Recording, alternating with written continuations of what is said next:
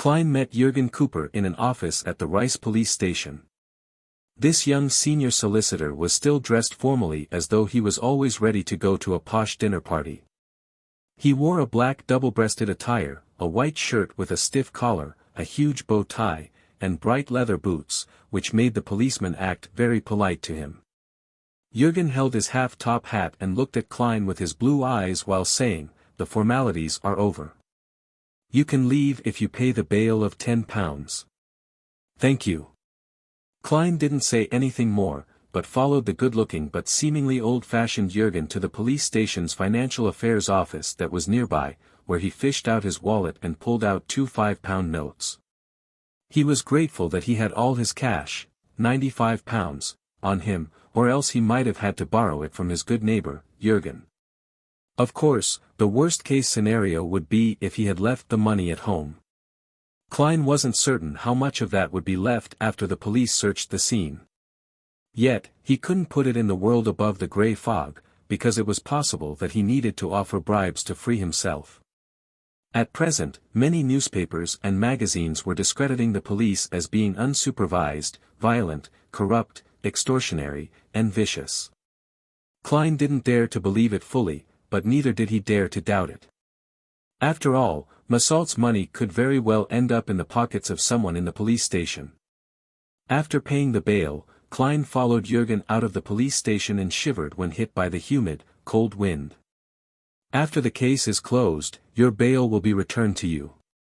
Of course, you can't expect them to voluntarily notify you."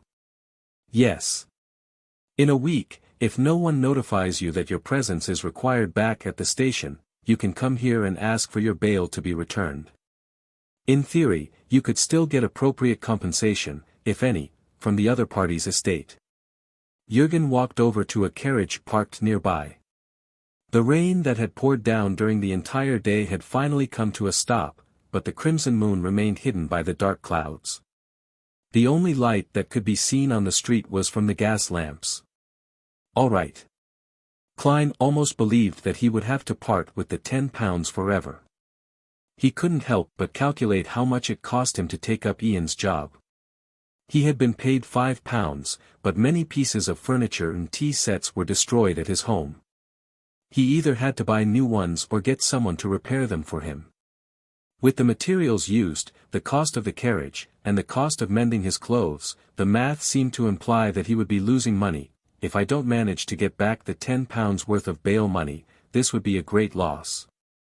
Well, the beyonder characteristic left behind by Massault is actually worth quite a bit of money. Klein got into the carriage and frowned slightly. He had always thought that the private detectives who used their own residences as offices would, at most, not be entrusted with anything and wouldn't suffer any losses, but in the end, Klein turned his head to look at Jürgen, who was sitting up straight, and he said with sincerity, "Thank you. Thank you for coming to bail me out. How much should I pay you?" Jürgen nodded very formally and said, "This one's pro bono. I heard from Sergeant Faxine that you were involved in an incident. I believe that we'll have many opportunities to work together in the future." "There will be many opportunities to work together in the future." Klein couldn't help but laugh as he said, "Lawyer Jürgen, are you cursing me?" Jürgen shook his head solemnly and said, "No, it's not what you think. It's very common for a private detective to have a fixed lawyer he works with." "Sir, you sure lack a sense of humor, even though you look rather young." Klein lampooned before saying with a smile, "Coincidentally, I'm in need of a lawyer to help me draw up an investment contract." "Investment contract?" Jürgen asked in a slightly stunned tone. "I know that this isn't part of the work of a private detective, but I happened to chance upon a good investment opportunity," Klein explained simply. "Lawyer Jürgen, how much would a contract cost according to your usual fees?" "Generally, it's based on the total amount of the contract and the level of ease," Jürgen answered seriously. "The total amount is £100, the terms needed are." Klein described his needs in detail, including a preemptive right, veto rights, and so on. Jürgen thought hard for a few minutes before saying, £2. "I'll give it to you Monday morning." "All right," Klein said no more regarding the matter. Instead, he began asking Jürgen information about the case that night. On the way back to Minsk Street, Klein took the initiative to pay the carriage's fare of 3 soldi. After bidding farewell to the young but serious lawyer, he walked back to his house. He opened the door, and when he saw the messy scene, his heart winced. He never expected that he would start his detective business with a loss. Just as Klein took off his coat and began working on cleaning up the mess, the doorbell rang. He opened the door in puzzlement and saw Julianne, the maid from next door, in a black and white skirt. "Good evening, Mr. Moriarty. Mr. and Mrs. Sammer wished to invite you over to discuss something," Julianne said with a tone that had traces of fear.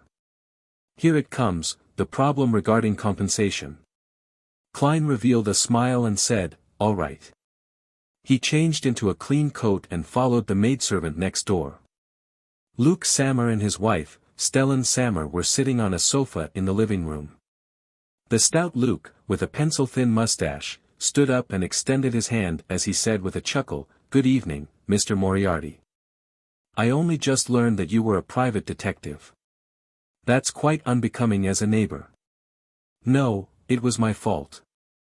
I didn't know if I was suited for this career and might find other jobs at any moment," Klein said as he shook the hand of the mail master. "I'm very sorry for what happened tonight. I'll compensate you." "It's just an accident," Luke said reassuringly. The blonde, blue-eyed, and pretty Stellan asked out of curiosity, "Did you really kill the intruder?" "Heh, you must want black tea, right?" Klein nodded. "Perhaps he was just a thief. He didn't mention that the problem stemmed due to one of his jobs, in order to prevent the Sammer couple from having any unpleasant feelings. Since the police didn't inform them, there's no need for me to do anything unnecessary." Klein silently added.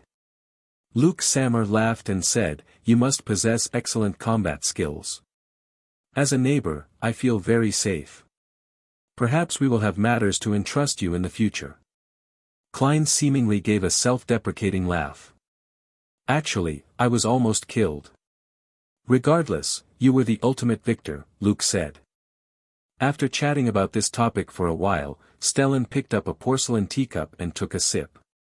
"I'm very curious about how many commissions a private detective receives a week, and how much can they earn." Klein didn't try to hide anything as he laughed. "It depends on the situation. Just like when there are good and bad harvests in the farms. I earned £5 and 5 soldi last week. But after last night's incident, I might have made a loss."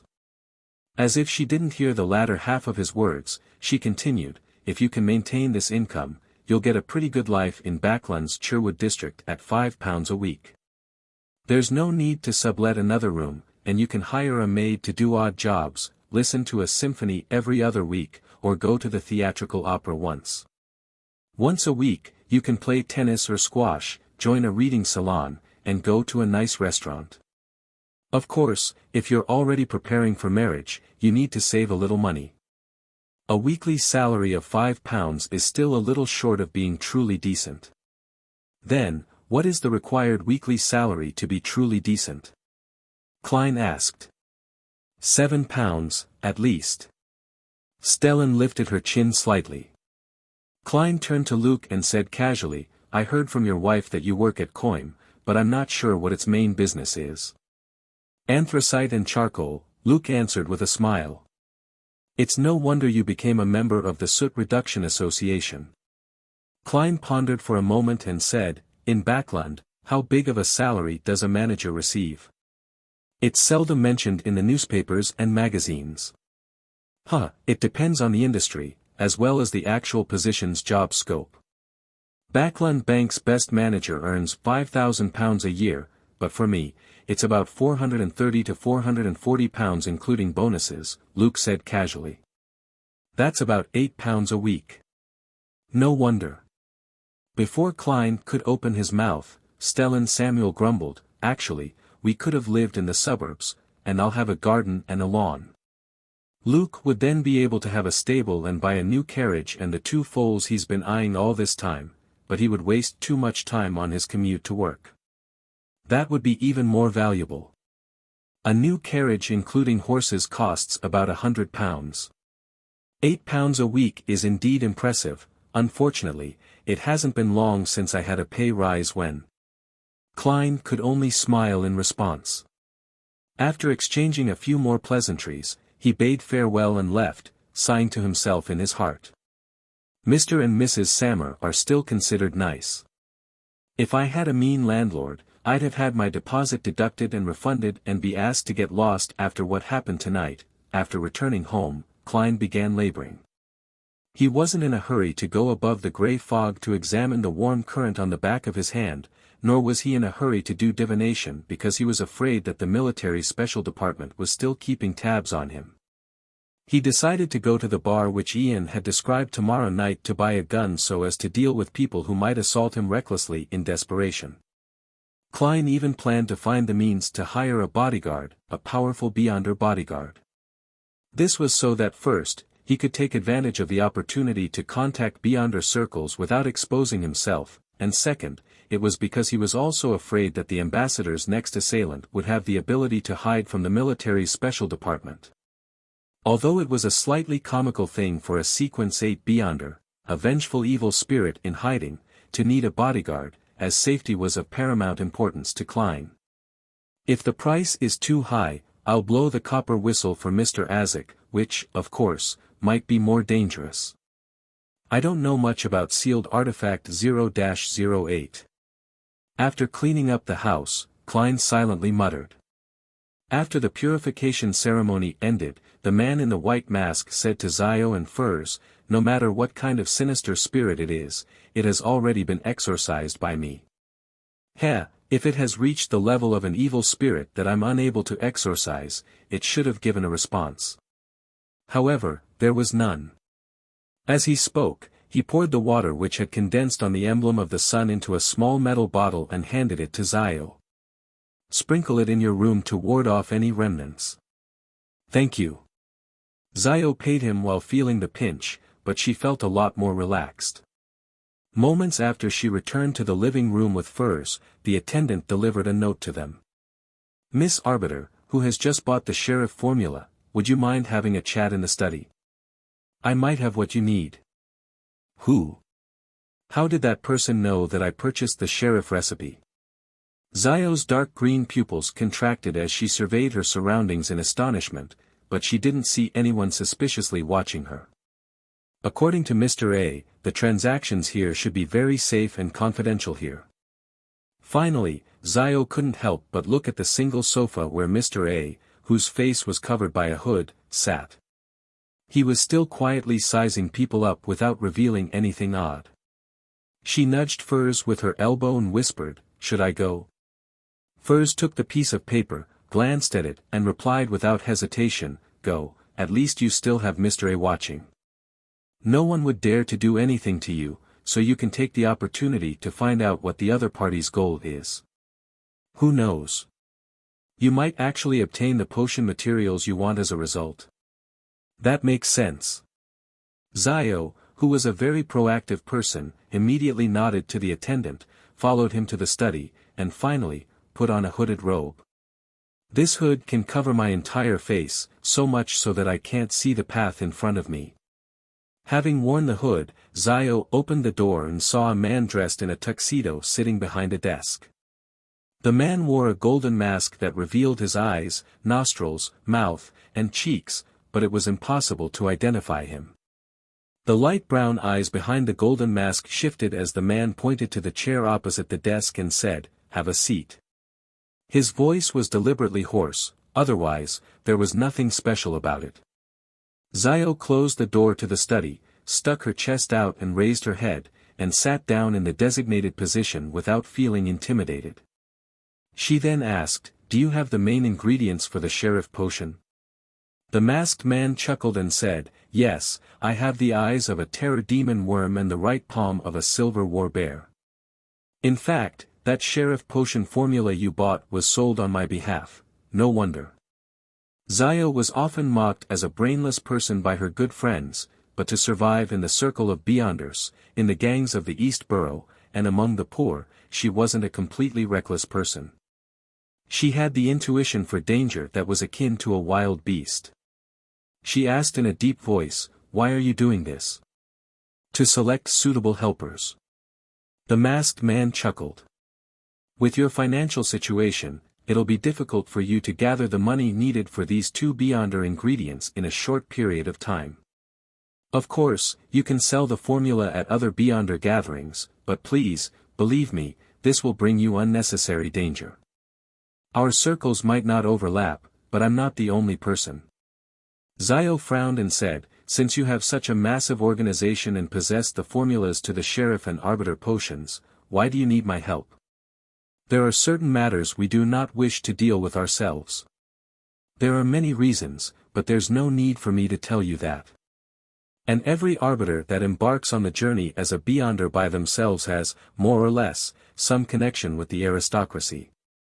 This is something we need," the masked man explained, simply.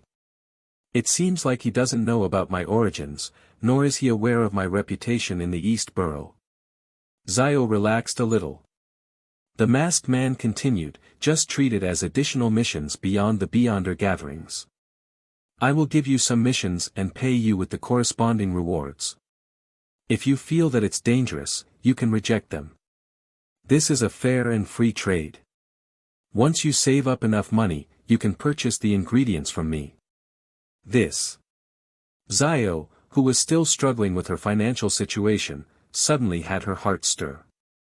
She continued acting reserved for 9 seconds before she said, "As long as I have the right to reject missions, I can consider it." "No problem." The masked man laughed. "We can agree on where and how we'll meet in the future. To make you feel at ease, we'll concede the right to decide the details to you." "All right." Although Zio was still baffled and didn't understand why the other party was offering her missions to perform, she still agreed. At the very least, she couldn't identify any obvious dangers at the moment. Klein busied himself with buying chairs and tea sets and mending his clothes the whole of Sunday. He spent a total of £6.9 solely to restore the living room, the dining room, and himself to their original states. What a loss. I hope that the police department compensates me for my losses from Massault's estate. Sigh, the chances are slim since it's, at best, just a portion. Klein placed the invoices and receipts neatly in place, waiting for them to be used in the future. Of course, in terms of income alone, he had made quite a killing. Massault's Beyonder characteristic was worth at least £300, or more. The premise of all of this was that Klein had access to a circle of Beyonders. After dinner, dressed in a turtleneck sweater, a solid-colored sweater, a grayish-blue worker's coat, and a cap, Klein went out, once again, and made 2 transfers before arriving at Iron Gate Street in the area of the Backlund Bridge. He saw Braveheart's bar after taking a few steps. He saw a seemingly heavy black wooden door and a nearly 2-meter-tall brawny man with his arms folded. The brawny man sized up Klein, but he didn't stop him from pushing open the door, but his throat moved when he heard the cheers inside. This was when the bar was experiencing its peak business. Before Klein even entered, he felt a heat wave engulf him. He could smell the strong aroma of malt beer and hear a din. Unsurprisingly, he saw 2 stages in the middle of the bar. One of them was having a rat baiting with dogs competition, and the other stage had 2 boxers patiently waiting for the fight to begin. The aroma of alcohol mixed with the smell of sweat emanated. Klein lifted his gold-rimmed glasses and pinched his nose. While protecting his belongings, he squeezed his way to the bar counter. Before the bartender could say anything, he said, "1 glass of Southville beer." This was the best beer that the Lone Kingdom produced. 5 pence, the bartender replied like clockwork. Klein took out a handful of coins and counted out 5 pence before handing them over in exchange for a large wooden cup of golden beer. The aroma of the beer was alluring. In front of it, many beers can't even be called alcohol and can only be considered as beverages. The bartender chuckled. Klein lifted up the cup and took a swig. It was cool and refreshing, first bitter and fragrant, but later, the flavor of malt burst out. It had a slightly sweet aftertaste. After putting down the cup, he looked at the tiny white bubbles and took the opportunity to ask, "Where's Kasper's Kalinin?" The bartender stopped wiping the glass in his hand as he looked up and observed Klein for a few seconds before pointing to the side. Billiard room 3. In the spirit of not wasting anything, Klein carried the cup and walked to the third billiard room. With just a light tap, he allowed the door to creak open. The two men inside stopped and looked towards the door. "I'm looking for Kasper's Kalinin." Amidst the silence, Klein hurriedly added, "Old geezer introduced me." Upon hearing this, a 50-year-old man with a big nose and a linen shirt said in a deep voice, "Come in." He had a huge, twisted scar running from the corner of his right eye to the side of his mouth, and his nose was a typical brandy nose, one that almost completely red.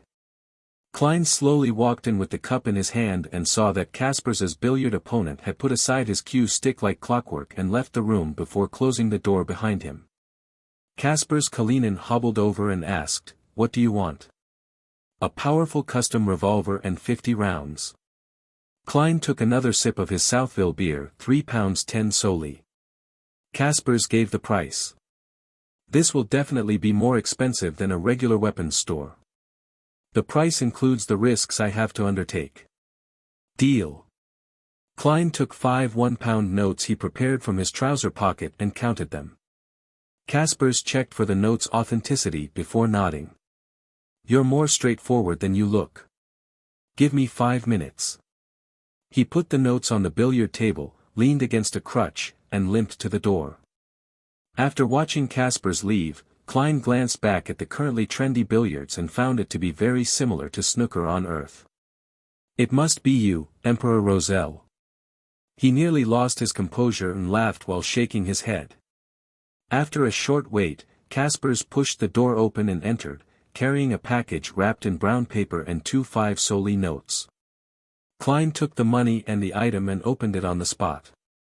His eyes caught the long, silvery barrel of a revolver. The grip seemed to be made of walnut wood. In addition to that, there were 50 glistening rounds neatly placed in the box. Klein tried the empty gun, loaded 5 rounds, stuffed the revolver into his armpit holster he bought some time back. Then, he gathered up the remaining bullets and looked up at Kasper's.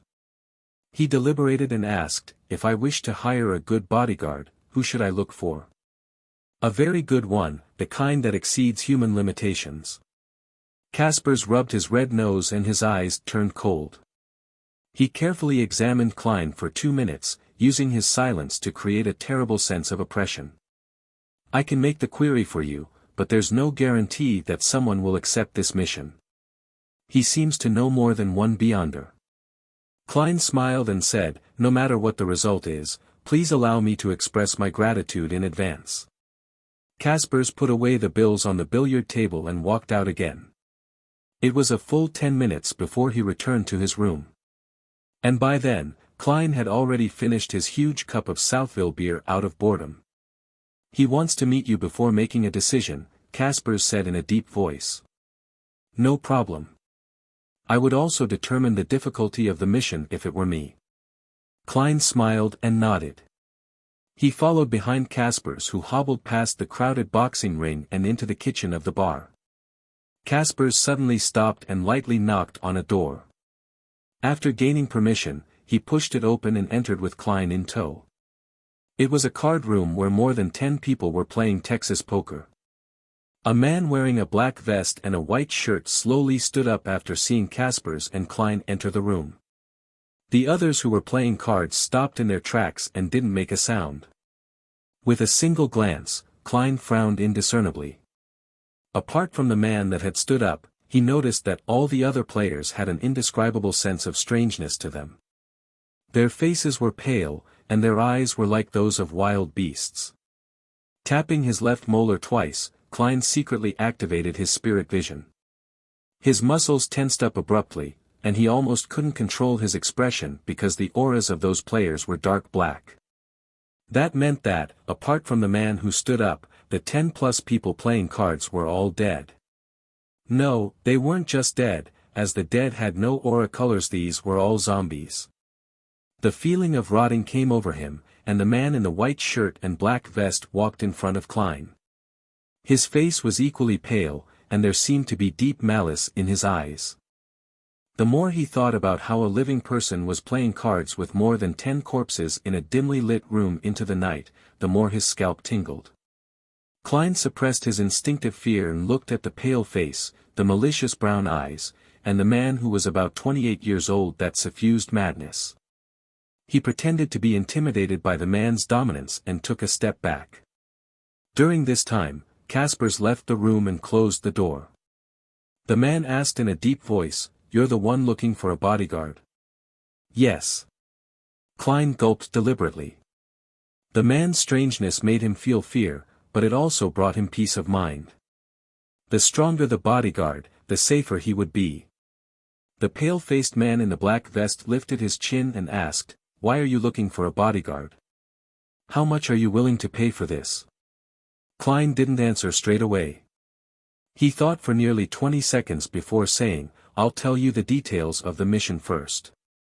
Give me a price after you assess it. If I can pay for it, or if I have an item of equivalent value, we would have ourselves a deal. Otherwise, I can only give up and look for someone else." The fierce-looking man didn't say a word. Instead, he nodded as a gesture for Klein to recount his story. Klein deliberately looked at the zombies, treating them as normal card players. Then, he gave the man an inquisitive look saying, "Before I answer, do you want to kick these guys out of the room?" "There's no need for that," the pale-faced man said in a deep voice. Klein hesitated for a moment, then honestly said, "I offended a big shot who might have a country supporting him." The room suddenly turned still and silent. The man, who had a hint of madness and malice in his eyes, froze on the spot as if he had turned into a plaster statue. After nearly a minute, he slowly said, "This mission is priceless. Get out." "Ah." Klein didn't manage to react until the man turned and walked back to the card table. Only then did he realize that there was no deal. You played cards with a bunch of living corpses in the room and presented yourself as a person of high standing and strength. Yet, you were scared off just like that. You're clearly a little crazy. Klein didn't know whether to laugh or cry as he added, "The big shot doesn't have that much freedom in Backland." The man in the black vest ignored him and sat down again. The zombies began to hand out cards, look at their cards, and throw out chips. Klein exhaled and backed out of the room only to see Kaspers Kalinin. He had been waiting outside with his brandy nose and hideous wound. "We didn't come to an arrangement." Klein threw up his hands. Kaspers didn't show a look of surprise as he pondered for a few seconds before saying, "Did he request too high a price?" "No, he finds the mission too difficult." Klein didn't hide the reason. Kaspers frowned. "Marek is the scariest person I know. He isn't even afraid of bullets, and since he thinks the mission is difficult, I don't think I can help you get in touch with other powerful people." "What a pity." Klein sighed. Kaspers clenched his right fist and struck his left chest. "May the storm be with you." "Then I'm dead." Klein said with a smile as he made the best out of it, "Thank you. You can try asking around for me. I'll pay you a fee." "Yeah. I'll come again tomorrow night." After receiving a positive answer, he left the Bravehearts bar feeling slightly melancholic. He didn't even have the interest to play a game of billiards. Was I being too honest? If I described the mission in a way that sounded simpler, Marek would have agreed. I just wonder how much money he would ask for. Sigh, it's not my style to let someone else face the danger for me through deceit.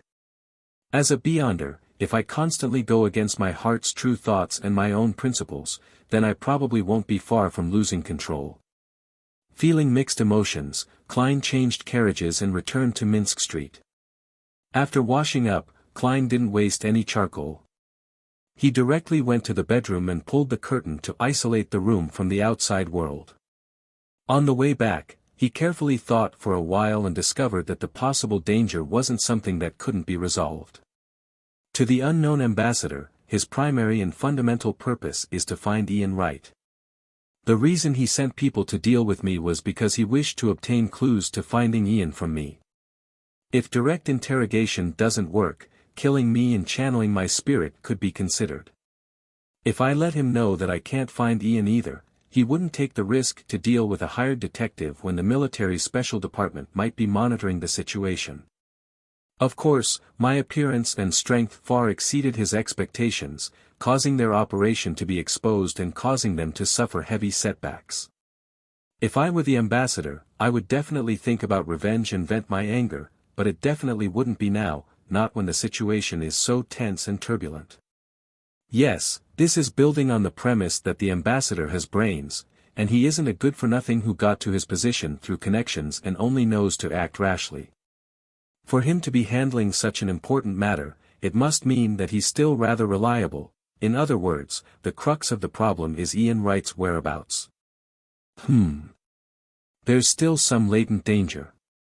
Would the ambassador reveal to the military's special department that Massault is a beyonder after his failure?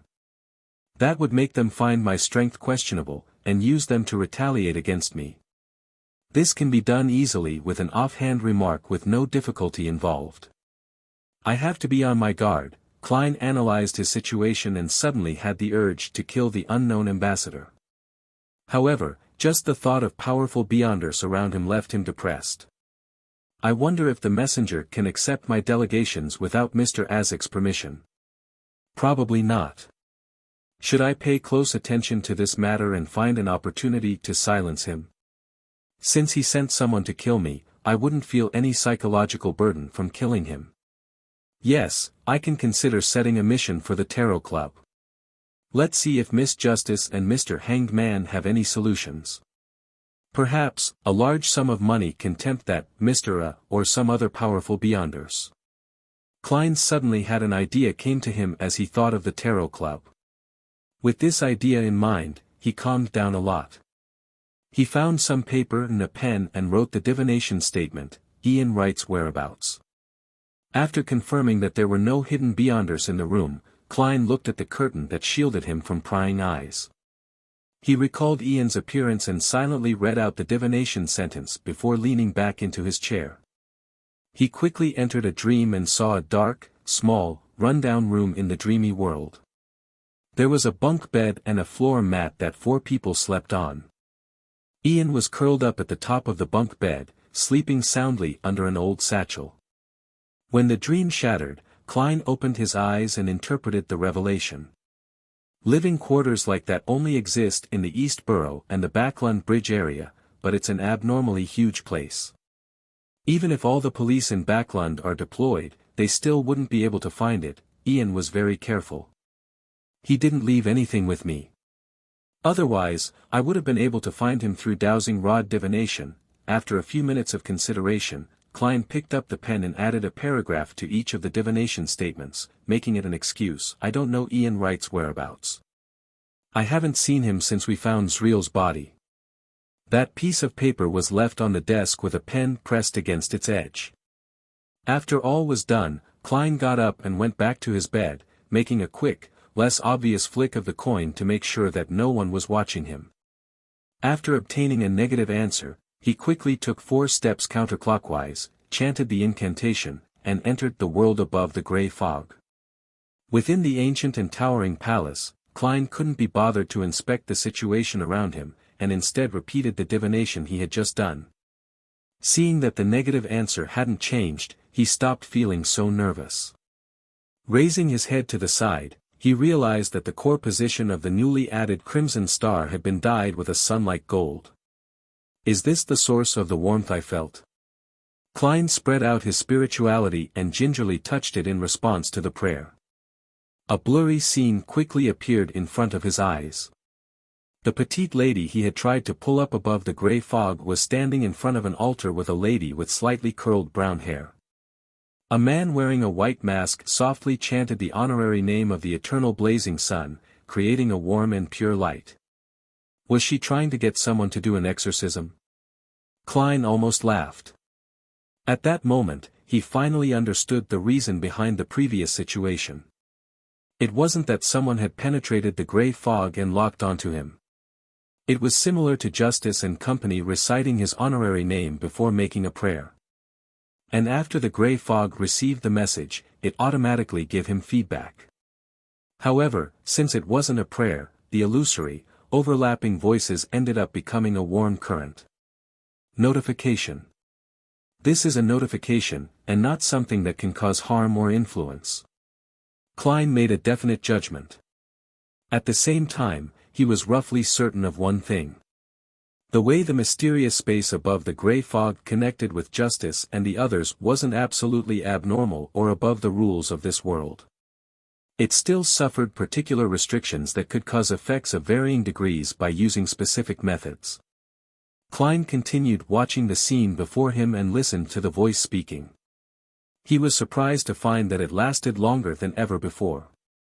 Before this, he wouldn't be able to take the initiative to spy on the corresponding target of the Crimson Stars, unless the other party had prayed for it, and only then would he be able to receive the corresponding scene.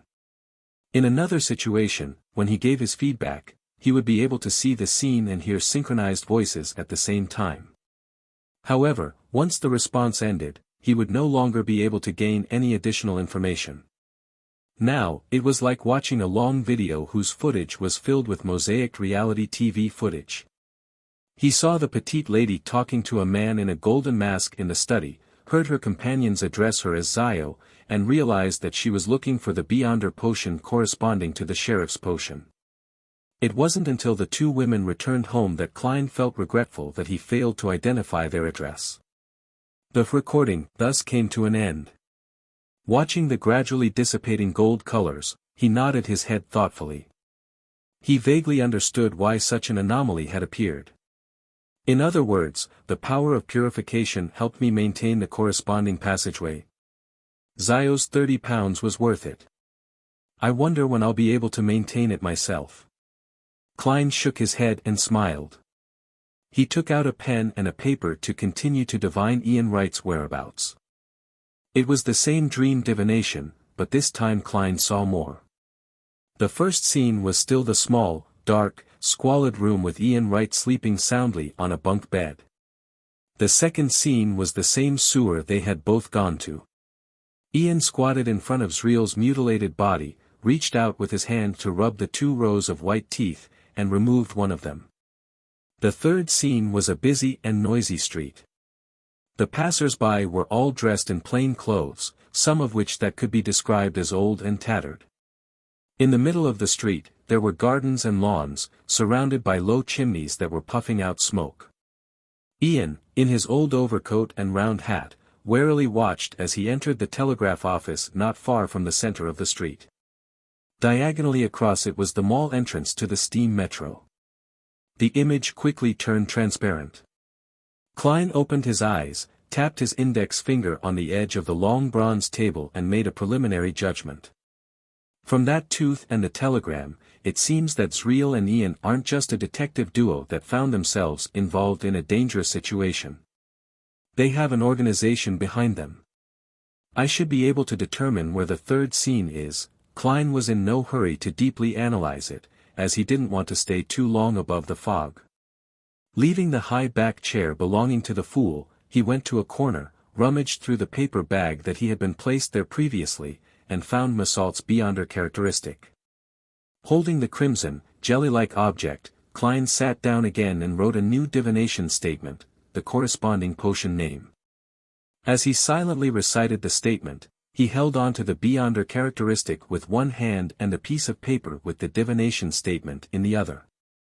With the help of cogitation, he fell into a deep sleep.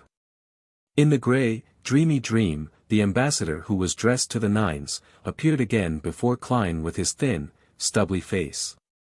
Holding a bottle of crimson liquid, he said to Massault, drink this hunter potion, and you'll rule this Manger gang. Of course, money is also indispensable, as Emperor Roselle once said, a stick in one hand and a carrot in the other. Hunter. Backlund is a huge metropolitan city. Massault frowned and asked curiously. To someone illiterate like him, hunters were associated with the wilderness and animals. The middle-aged ambassador chuckled and said, the biggest city is the largest dark forest. Here, everyone has two identities. One, the prey, and the other, the hunter. Even the weakest hunter is a hunter. It's possible for them to harm stronger prey. Go, join this magnificent hunt. The scene shattered and turned into countless specks of light.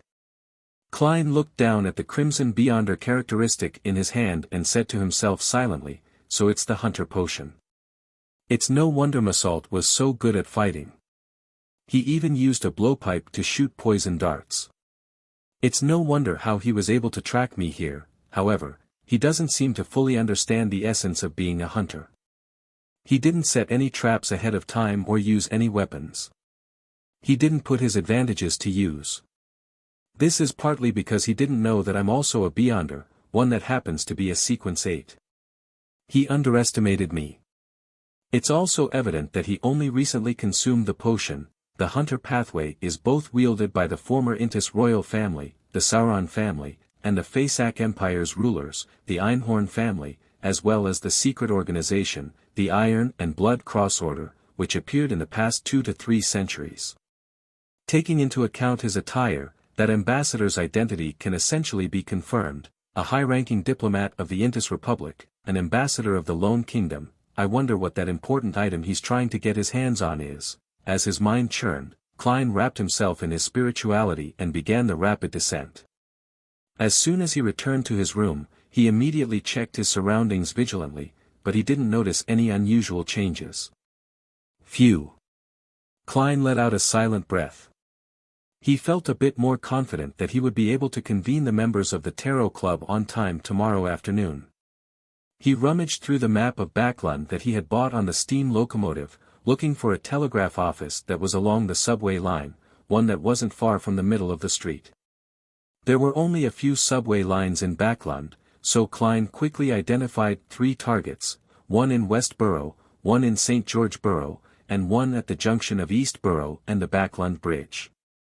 He recalled how most of the pedestrians in his dream were dressed to determine their socio-economic statuses and arrived at the final answer.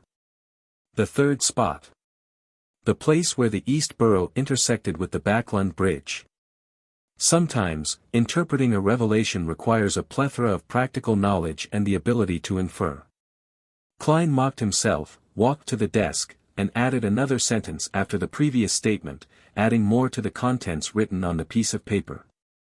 I don't know where Ian is. I haven't seen him since we discovered Zreel's corpse. However, I learned through my own channels that Ian Wright had appeared at the telegraph office on Bacardi Street. After he finished writing, Klein didn't fold the piece of paper and put it away.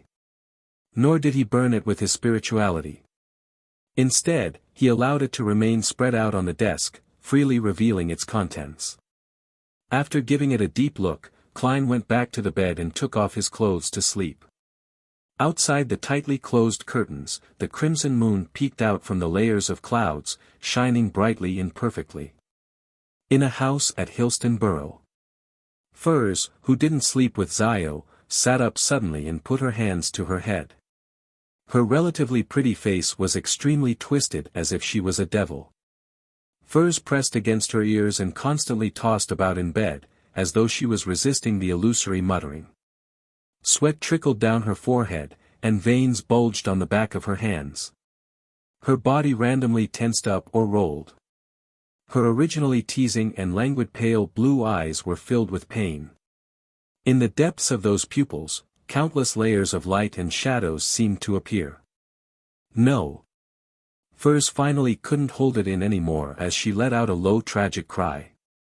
Her hands stopped covering her ears and resorted to yanking at her hair, as though she was going to fight pain with pain. After a few minutes of writhing, she finally stopped. She released her hands, looked at the handful of slightly curled brown hair, and weakly laughed at herself. I lied to Zio, telling her that the murmurs every full moon don't have much of a negative effect on me. At least losing hair is a serious concern. With difficulty, Furs sat up and looked at the curtain that half covered the window. Through it, she could see the dreamy crimson moon outside. It's getting worse each and every time. Will I lose control the next time because of this? Furs could no longer suppress the weakness that she had buried deep in her heart. She had attempted to separate herself from the bracelet that allowed people to teleport through the spiritual world, but it no longer resulted in the disappearance of the murmurs during a full moon. She had tried to take sedatives, had tried chanting the name of the god of steam and machinery, had tried some ritualistic magic, but it hadn't changed the fact that she was gradually slipping into the abyss. If only I could understand what the murmurs are saying. I wish to die in the know, and not be buried clueless. Perhaps, I might be able to hear it clearer after advancing to sequence 8. But I've never encountered anyone selling the Trickmaster potion formula. Furs looked out the window in a daze as her eyes were dyed red by the moonlight. On Monday morning, Klein woke up early from his restless sleep and got out of bed. He went to his desk and began to draw the curtains and open the window to let the light and wind into the room. At that moment, he caught sight of the paper on the desk at the corner of his eye. It was facing the window, maintaining its original spot. However, Klein clearly remembered that before he slept, this piece of paper was facing the chair and the bed. It had flipped over and changed orientation after a night's sleep. Klein's pupils constricted as he abruptly reached out and pulled the curtains open. He saw that the oriel windows were still shut tight, not letting even a waft of wind in. Without any wind, the paper had rotated 180 degrees by itself. No, someone came in without me noticing. Klein felt a chill run up his spine to his head. He was shocked that he didn't realize it while sleeping. This meant that he was almost at the mercy of others, and his life and death depended solely on the other party's mood and thoughts. Was it a member of the military's special department, or was it a powerful beyonder sent by the ambassador? From the fact that the paper wasn't returned to its original orientation, it's more likely to be the latter, indicating a certain level of warning. To be able to sneak in like that without a trace, how incredible. Should I thank him for his kindness?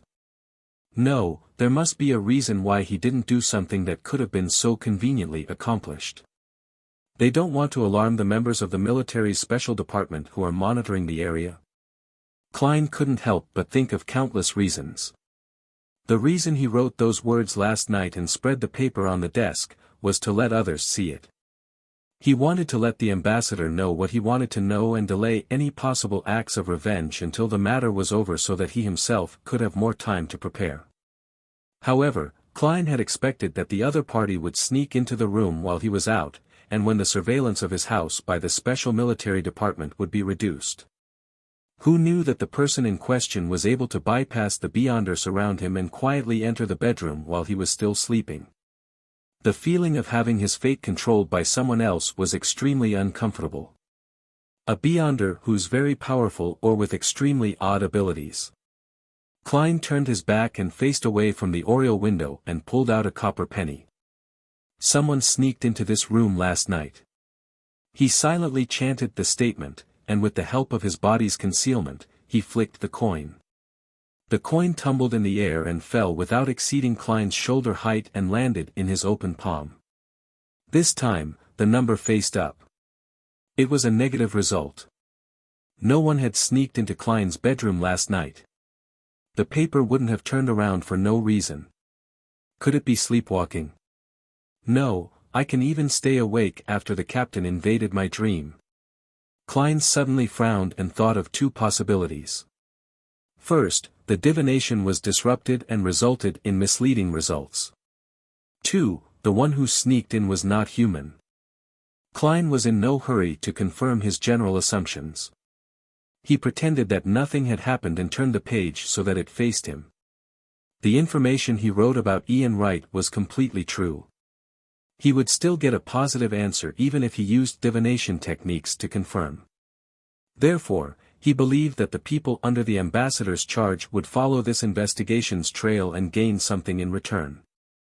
It was unlikely that they would have the motivation to seek revenge on him for the time being.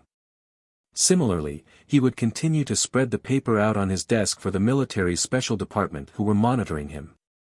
It would direct their attention away from him as they shifted their focus to Ian Wright. It would then be a race against time to find him before the ambassador. This way, Klein would be even safer. It feels like I'm walking on a tightrope. Is this a clown's special trick? He shook his head in amusement. He opened the oriel window, hoping to take in the fresh morning air, but there was thick, choking smog outside that made him quietly close the windows. Pressing down the paper with Ian's information with an ink bottle, Klein went to the closest bathroom and quickly washed up. He then picked up the black double-breasted suit and the half-top hat that hung from the rack and walked all the way to the first floor. He had an appointment with lawyer Jürgen for breakfast today. Pulling his black silver inlaid cane from the umbrella stand in the foyer, Klein walked along the edge of the street in a thick fog that provided visibility of no more than 10 meters until he reached 58, Minsk Street. He rang the doorbell of the dark house. As the clanging sound echoed, a black green-eyed cat with a raised tail suddenly appeared in his mind. Brody the black cat walked straight to the door. After preparing itself for 2 seconds, it leaped up and grabbed the handle of the door. Then, it inevitably fell and twisted the handle with its weight, and opened the door. With a creak, the morning wind blew in, and the door slowly opened. Brody the black cat glanced at Klein haughtily as it walked to the side. What a clever cat, Klein praised as he faced the old lady, Doris, in her white apron. Doris laughed as her wrinkles eased. It depends on its mood. Most of the time it acts stupid, as though it doesn't know what you're talking about. Oh, I've prepared my best bean turnip soup for you. Eat it with bread. Bean turnip soup. Sounds like something randomly mashed together. Klein smiled. I'm looking forward to it. The lawyer came out of the bathroom. Even at home, regardless if he had just woken up, he was dressed to the nines. His white shirt was ironed and his brownish-yellow vest was tightly fitted, the lines of his trousers appearing to be freshly ironed. The contract you wanted is complete. Check to see if there are any omissions. Jürgen's blue eyes swept over. He didn't make small talk as he went straight to the point. His brown hair was neatly combed back, and the sheen from the pomade was unmistakable. All right. Klein leaned his cane, took off his hat and coat, and followed Jürgen into the study on the first floor, where he received a thick contract. He stood there, casually flipping through it. The more he read, the more his head hurt. In the end, he only skimmed through the key clauses. I hope that everything that's needed is in there, as well as the previously omitted clauses, such as the establishment of the 3 instances that will determine how much money is to be supplied to Leopard based on his progress, rather than a lump sum payment of £100. The first instance involves £50. Yes, that way I won't have to go to the Backlund Bank for the time being and take out the remaining £100 from my anonymous account. What I have on me is enough. Klein closed the document, smiled at Jürgen, and said, I'm satisfied. Your professional skills are better than I imagined. As he said that, he took out 2 £1 notes that he had prepared. Jürgen took the money, gave Klein the remaining contracts, and said in a serious tone, if an error is made during the signing, there are 2 extra copies. Remember to shred the remaining contracts when everything is over. The current iteration of shredding machines was a hand-cranked mechanical shredder.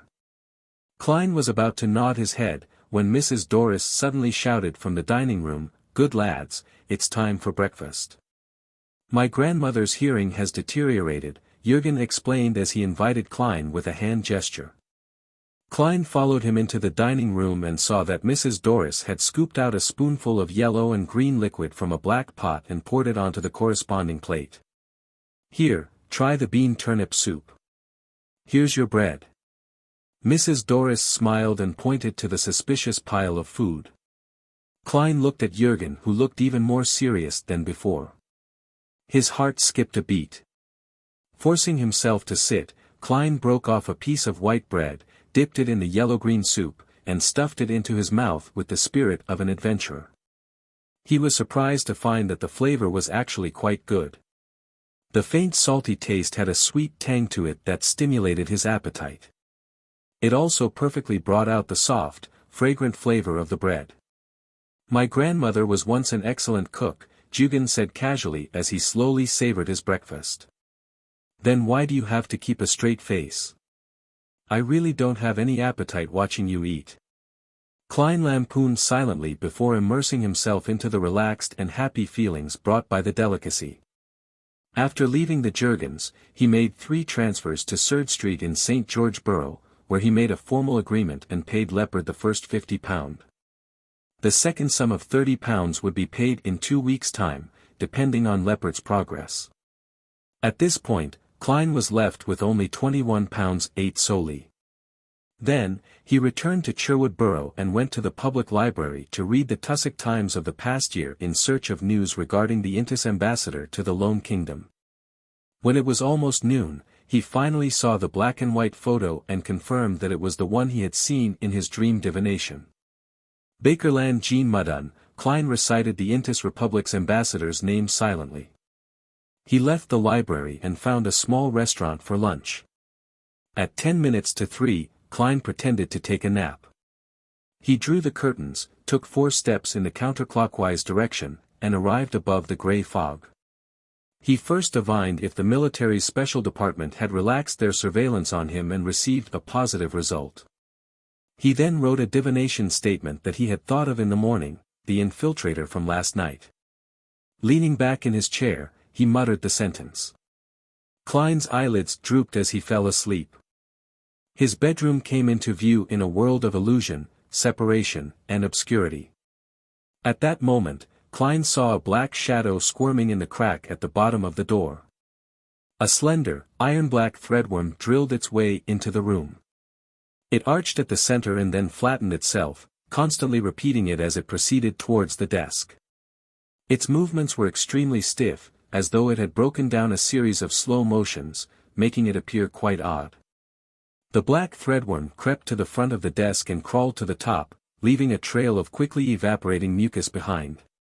It stopped at the written piece regarding Ian Wright. Its head lifted up as the middle of its body rose, leaving only the tail to support the body. At this moment, it was just like a human. After examining it for a moment, the black iron threadworm turned the paper around and disappeared back the way it came from.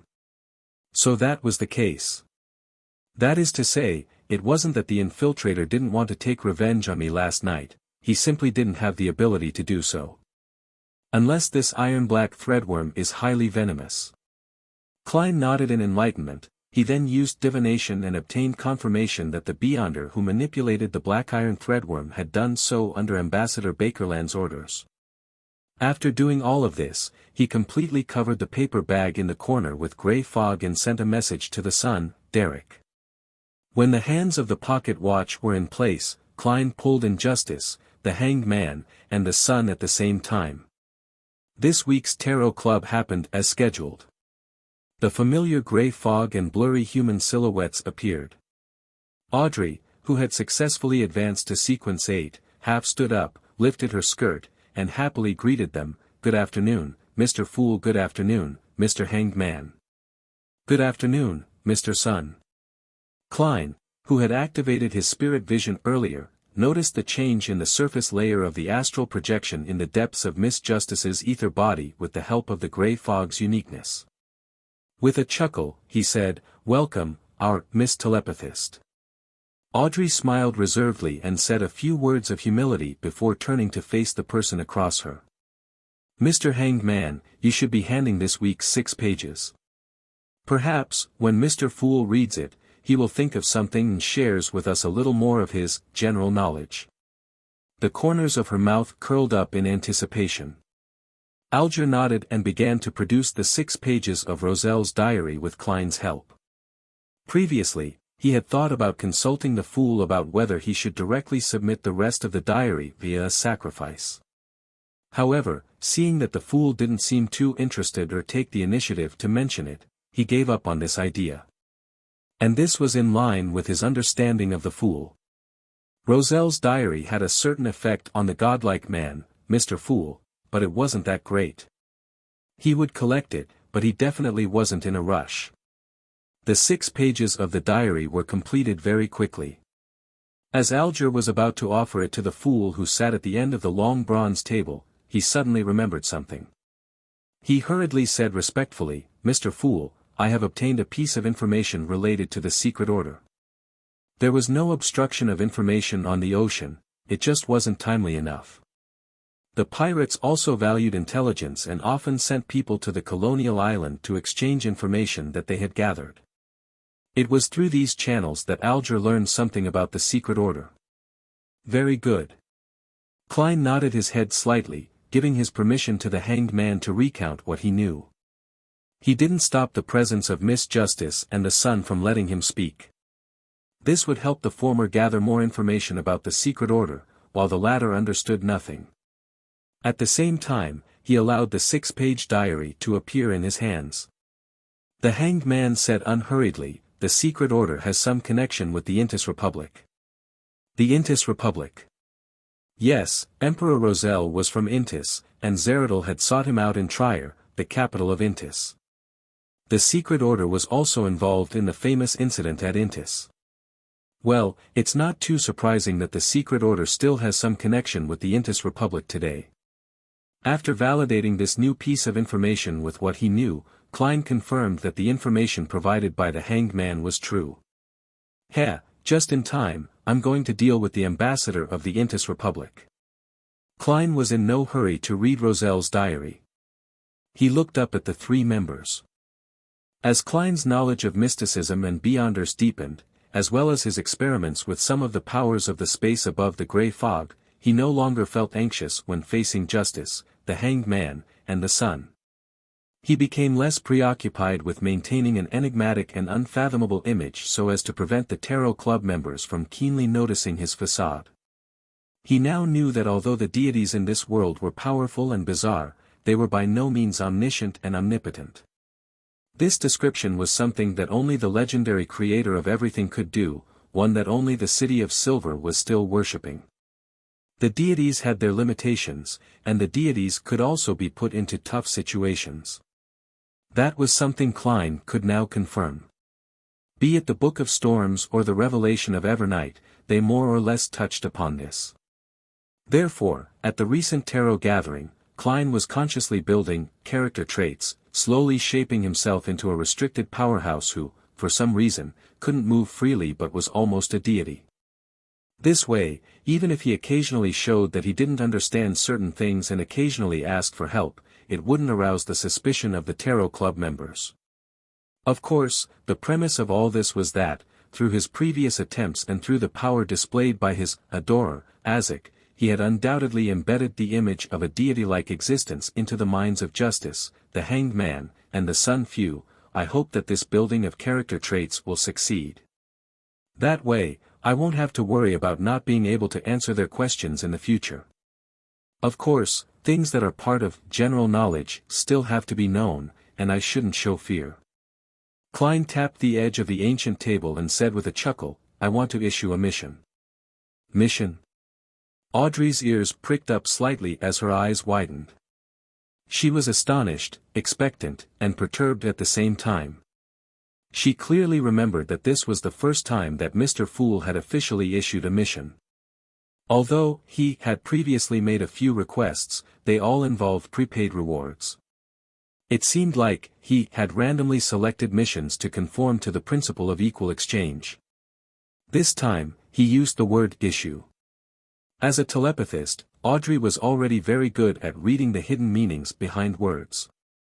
At the same time, she keenly realized that although the hanged man appeared to remain unperturbed, he was actually abnormally tense. As for the sun, he seemed to be muddle-headed, treating this as a very normal thing. You can choose to accept it or not. With the help of his clown's powers, Klein's tone sounded much more relaxed. Another adorer of mine has arrived in Backland. He wants to finish a matter, but it's not convenient for him to show himself. Another adorer. The hanged man nodded, seemingly in thought. He wasn't surprised at all. In his eyes, for a powerful godlike existence like Mr. Fool, possessing many adorers was a matter of fact. I wonder what the sequence number of Mr. Fool's adorer is. Well, I still owe his previous adorer a reward. Even though Mr. Fool's reward was paid by Mr. Hanged Man, and he doesn't really care about money, I did pray for help at that time. Furthermore, Rear Admiral Hurricane was killed by that adorer. His adorer would still need some funds for their activities. Audrey thought with some guilt. Frankly speaking, 30,000 gold pounds in a large plantation was an enormous amount of wealth to her, but that alone didn't have any significant effect on her life. It's good having it, but it didn't matter if I didn't. Well, I might feel the pinch a little. Audrey nodded to herself earnestly. As a teenage girl who wasn't considered an adult yet, ignoring the large plantation, she actually didn't have absolute control over the remaining 30,000 pounds. She could only go with her father's arrangements, purchasing some stocks from Backlund Munitions Corporation and invest in a company that was attempting to spin off some of the technology in ironclad warships for commercial ships. The amount she ultimately received and could be used as an allowance was only 5,000 pounds. However, her fixed annuity had increased by at least 2,000 pounds from its original range of 15,000 to 25,000 pounds. Seeing that Justice and the others hadn't spoken, Klein issued the mission. The task he wants to be completed is the assassination of the Intis Republic ambassador to the Lone Kingdom, Bakerland Jean Mudun. Assassinate the Intis Republic's ambassador. Audrey lost her composure as she asked in surprise. This would cause conflict between the two countries and might even be an act of war. As a qualified aristocratic lady, her first thought was about international foreign affairs. As for why Mr. Fool didn't do so himself, she found the answer obvious. Which mighty figure would always be helping their subordinates? After the kingdom suffered defeat at the east coast of Balam, the king didn't personally set off. At most, the general would be replaced and new troops deployed. Rumor has it that His Majesty wanted to set off for the front line, but was stopped by the nobles and officials. Alger was only mildly surprised by the task, his focus was on another matter. Mr. Fool is indeed unable to strongly interfere with the real world. My guess is right. I wonder to what extent can he influence us after establishing our connection. Can he easily take one's life away?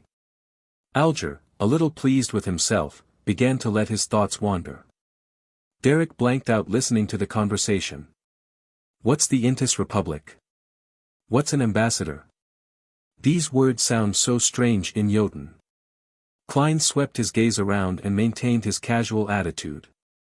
Which one of you is willing to accept this mission? What kind of reward do you want? I can't convince myself to kill an innocent man for no reason. And it could very well lead to a disaster caused by war.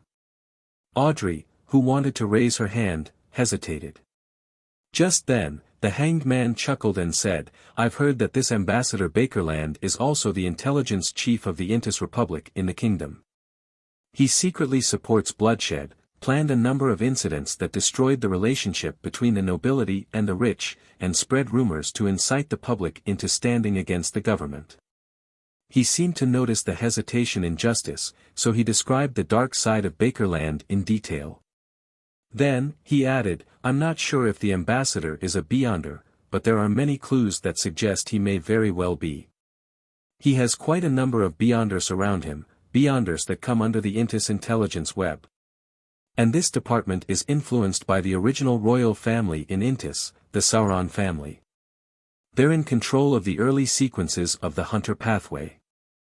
Moreover, the possibility of a war between the two countries depends only on whether or not the upper echelons of both sides want to fight. It has nothing to do with the life or death of a diplomat. After the assassination of Emperor Roselle, Intis suffered several great shocks but ultimately managed to maintain a stable republican system.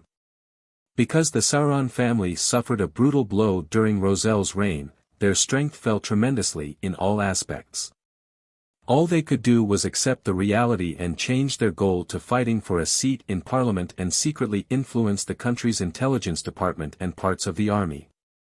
After listening to the information provided by the Hanged Man, the hesitation in Audrey's heart disappeared. She gracefully nodded and said, for the past few years, the Faesak Empire has expanded rapidly, having defeated the kingdom and the Intis Republic on the Balam East Coast and the Highlands. As long as we push the blame to them, the higher-ups and the citizens of the Intis Empire, it will be something acceptable and believable. Audrey didn't know much about politics, but with her father being a member of Parliament in the House of Lords, she still knew certain things. Be it the shirking of responsibility or shifting the focus onto the kingdom's internal problems, the unpopular northern barbarians were the popular and easiest targets for the nobles and ministers. Whether they did it or not didn't matter. Of course, more than 100 years ago, this role was played by Intis and Roselle.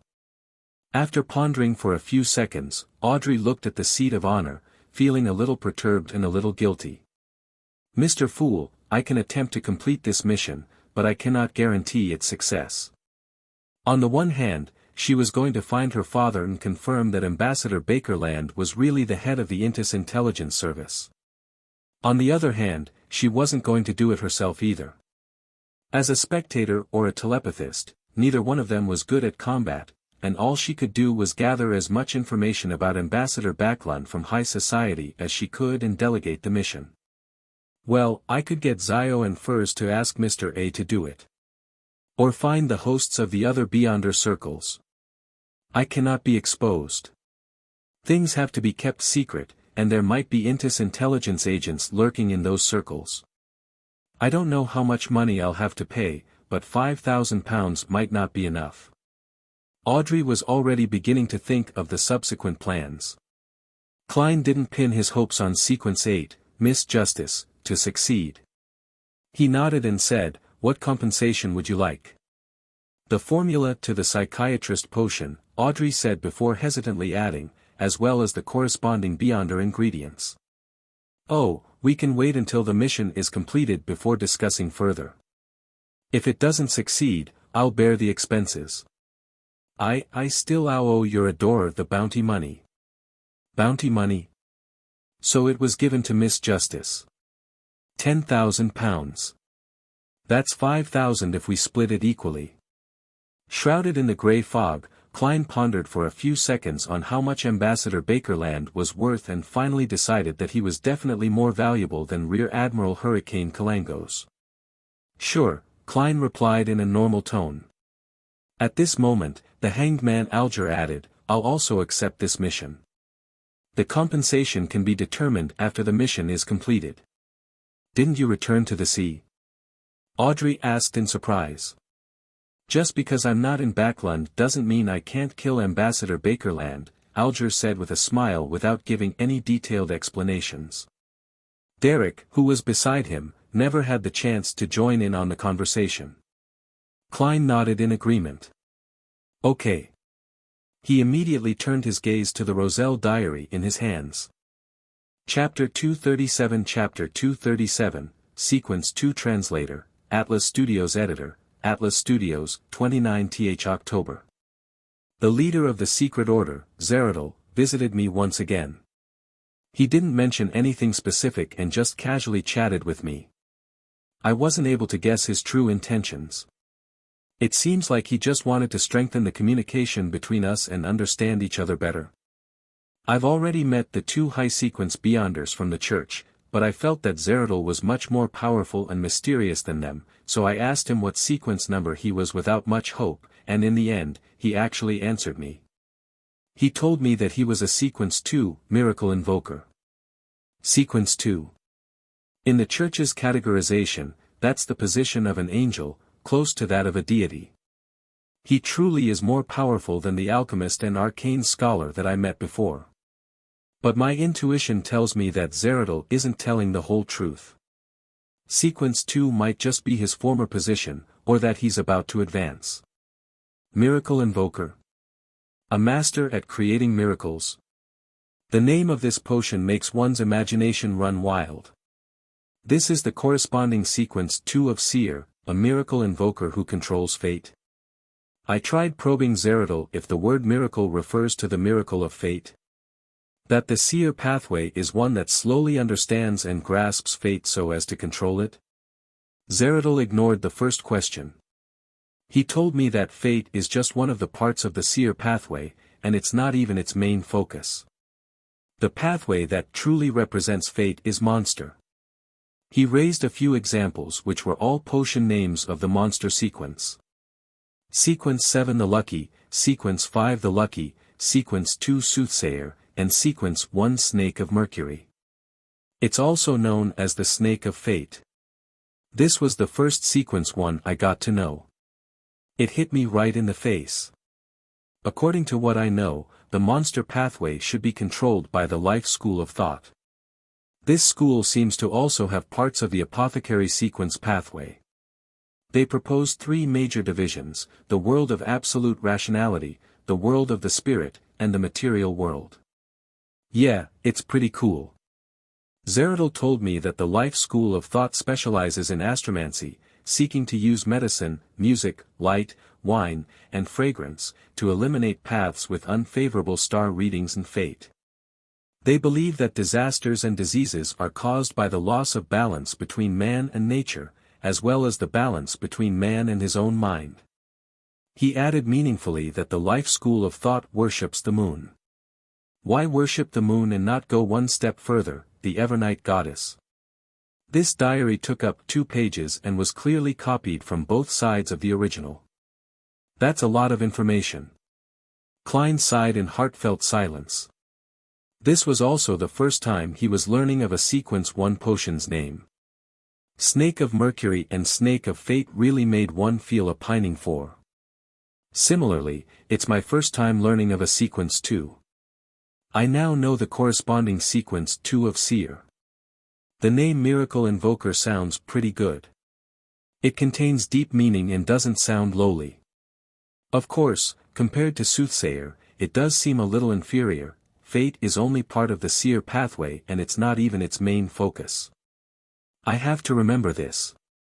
I should constantly reflect on myself and not end up steering towards fate. It might result in the failure of my acting.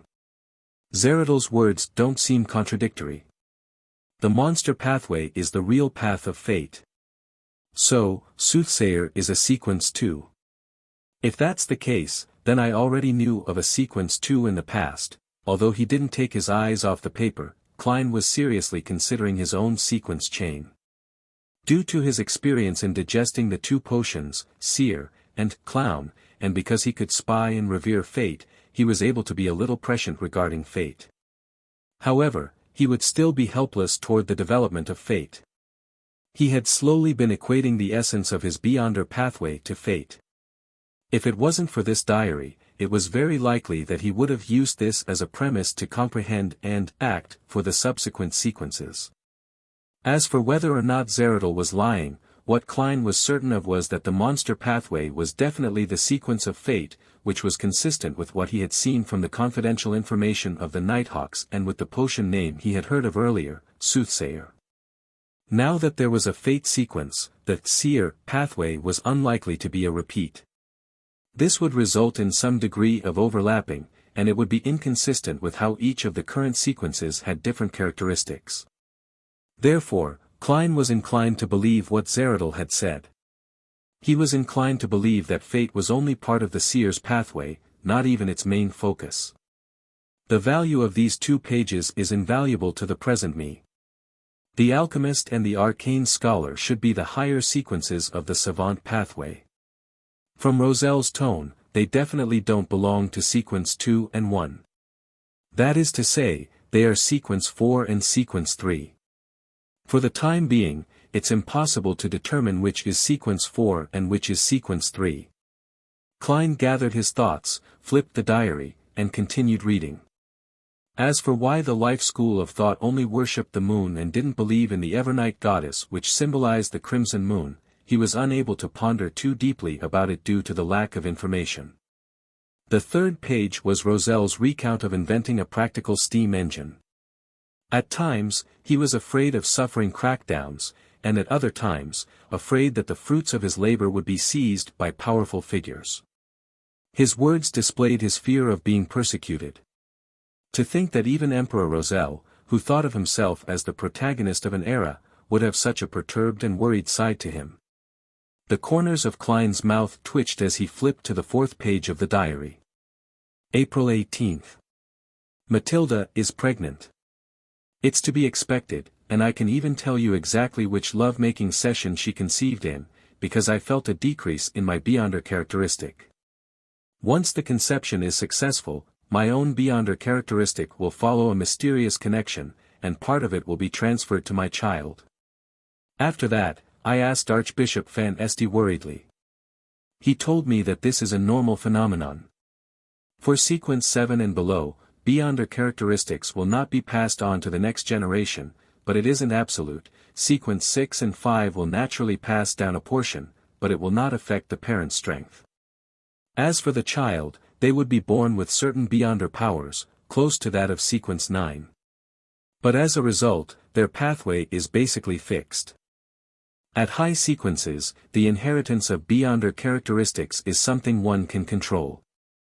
One can choose to pass down or not, or one can even choose to pass down just a little bit, a third, half, or all of them. In other words, the children born from high-sequence Beyonders might be born as Beyonders. As for the sequence number, it's up to either one of the parents to decide. I wonder if the descendants of the deities are like this as well. After reading the diary, there were only 2 phrases in Klein's mind: Law of Beyonder Characteristics Indestructibility, and Law of Beyonder Characteristics Conservation. Is the law governing the survival of Beyonder creatures? It's no wonder that some magical animals will reproduce only before they die. It's no wonder there would be the phenomenon of increased killing and bloodlust after childbirth. The target would be of their own race or even their partner. This is to supplement their Beyonder characteristics. According to this logic, if we trace this all the way back, where did the earliest Beyonder characteristics come from? Produced out of thin air. From the Creator who created everything? Since Miss Justice had already advanced to telepathist, Klein controlled the urge to nod and continued to leaf through the pages. The 5th page was Roselle's criticisms about how no one could enjoy his pop music and thought that he was making noise, while at the same time, he mused how refreshing stories was a common pursuit of different people from different worlds, and that the popularity of the novels he plagiarized from the Count of Monte Cristo allowed the newspaper he founded to flourish. Emperor, is there anything else you haven't done? With a smile, Klein turned to the 6th and final page. November 10th, I received the great pirate Savigny Solomon in secret at the White Maple Palace. Solomon. I hope that he will plunder my opponents on the new sea route and strike at the ships of Faisac, Lone, and Fainapotter. And I promise to help him advance to a high-sequence Beyonder. The Beyonder pathway of Dark Emperor has names that are as strange as the Demoness pathway: corruption, confusion, the fallen, disorder. However, in order to match the Dark Emperor, they added on their own suffixes: Baron of Corruption, Mentor of Confusion, Count of the Fallen, and Prince of Disorder. In order for Savigny to live up to his name, I decided to confer him the title of Count of the Court in secret.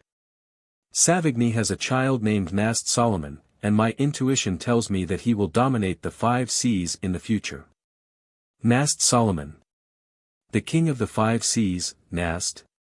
Nast, who claims to be a descendant of the Solomon Empire. To think that he was born during the Roselle period.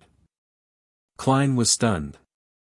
Since Roselle had mentioned the term New Sea Route, Klein had easily determined the corresponding year. It was in 1194 that the New Sea Route was discovered and the southern continent was found, and Roselle was assassinated in 1198. The diary could only have been written between those 2 years. That also meant that it was about 151 to 155 years ago. If Nast, the King of the 5 Seas, was the Nast Solomon Roselle had spoken of, he's almost 160 years old. Is this due to other reasons, or do high-sequence Beyonders obtain an extension to their lifespan in the first place? Klein thought seriously. He gathered his thoughts and let the diary disappear from his hands. He then looked at Justice and said, "You are free to trade or communicate now. Mr. Fool has no general knowledge to tell us today." Audrey was slightly disappointed. She turned her gaze to Sun and said, can I exchange information related to the dragon from you? She clearly remembered that Mr. Sun called the spectator pathway the dragon pathway, and that he said it originated from the dragon race. Sure. I want the sequence 8 potion formula for Bard, answered the son, Derek, who had been silent all this while, in hesitation. He had wanted to use this as an exchange for information on the world where Justice and the Hanged Man were living so that he wouldn't always be confounded by what he heard. However, seeing that his process of digesting the potion was nearing completion, he still made his advancement his top priority. Audrey wasn't surprised by the son's request. Since the acting method had proliferated in the City of Silver, then the amount of time that had passed suggested that it was likely that he was close to the end of his digestion period. Seeking the subsequent potion formula was definitely one of his highest priorities. I wonder how the bard acts. Sing poetry every day. When encountering combat, dodge to the side and use his singing to bring courage and strength to his companions. Or perhaps he would first bless himself before charging forward with a hammer or sword raised. I wonder if it will bring about an improvement in his singing ability. If it's possible, then he would definitely be an outstanding singer or opera singer. Audrey thought with great interest. She purposely didn't express her stance in a hurry, so as to not let the son raise the price again. This wasn't something she learned from her tutor or from the Beyonder gatherings she had attended. It was purely a technique she had developed herself after she had advanced to become a telepathist. I will try my best to find the sequence 8 potion formula corresponding to the Bard pathway, but it won't be today. Are you satisfied with this condition? Audrey said in deliberation before looking at the seat of honor at the ancient table. We can seek Mr. Fool's help to bear witness to this agreement. At that moment, Klein laughed and replied, Miss Justice, perhaps I can provide the light suppliant formula for you. Audrey's eyes lit up as she quickly nodded slightly. No problem. Then, what should I use to exchange with you? I haven't thought of it yet.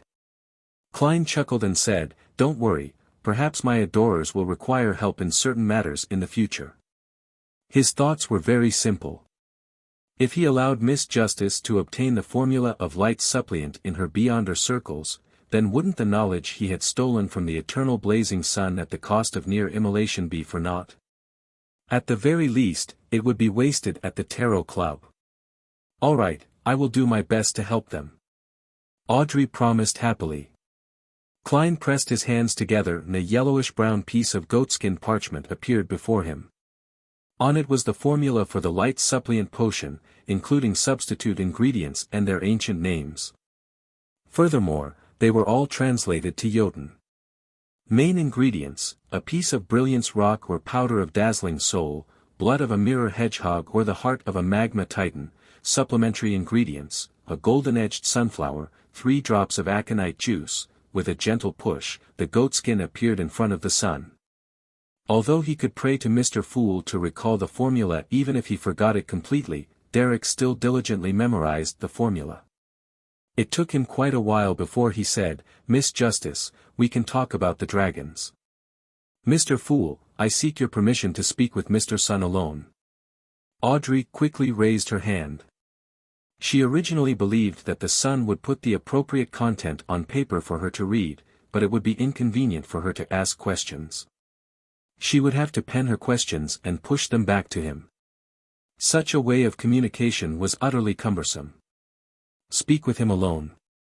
In such a conversation, you probably wouldn't understand what the Sun is saying, likewise for the Sun. Klein nodded as his voice remained placid. All right.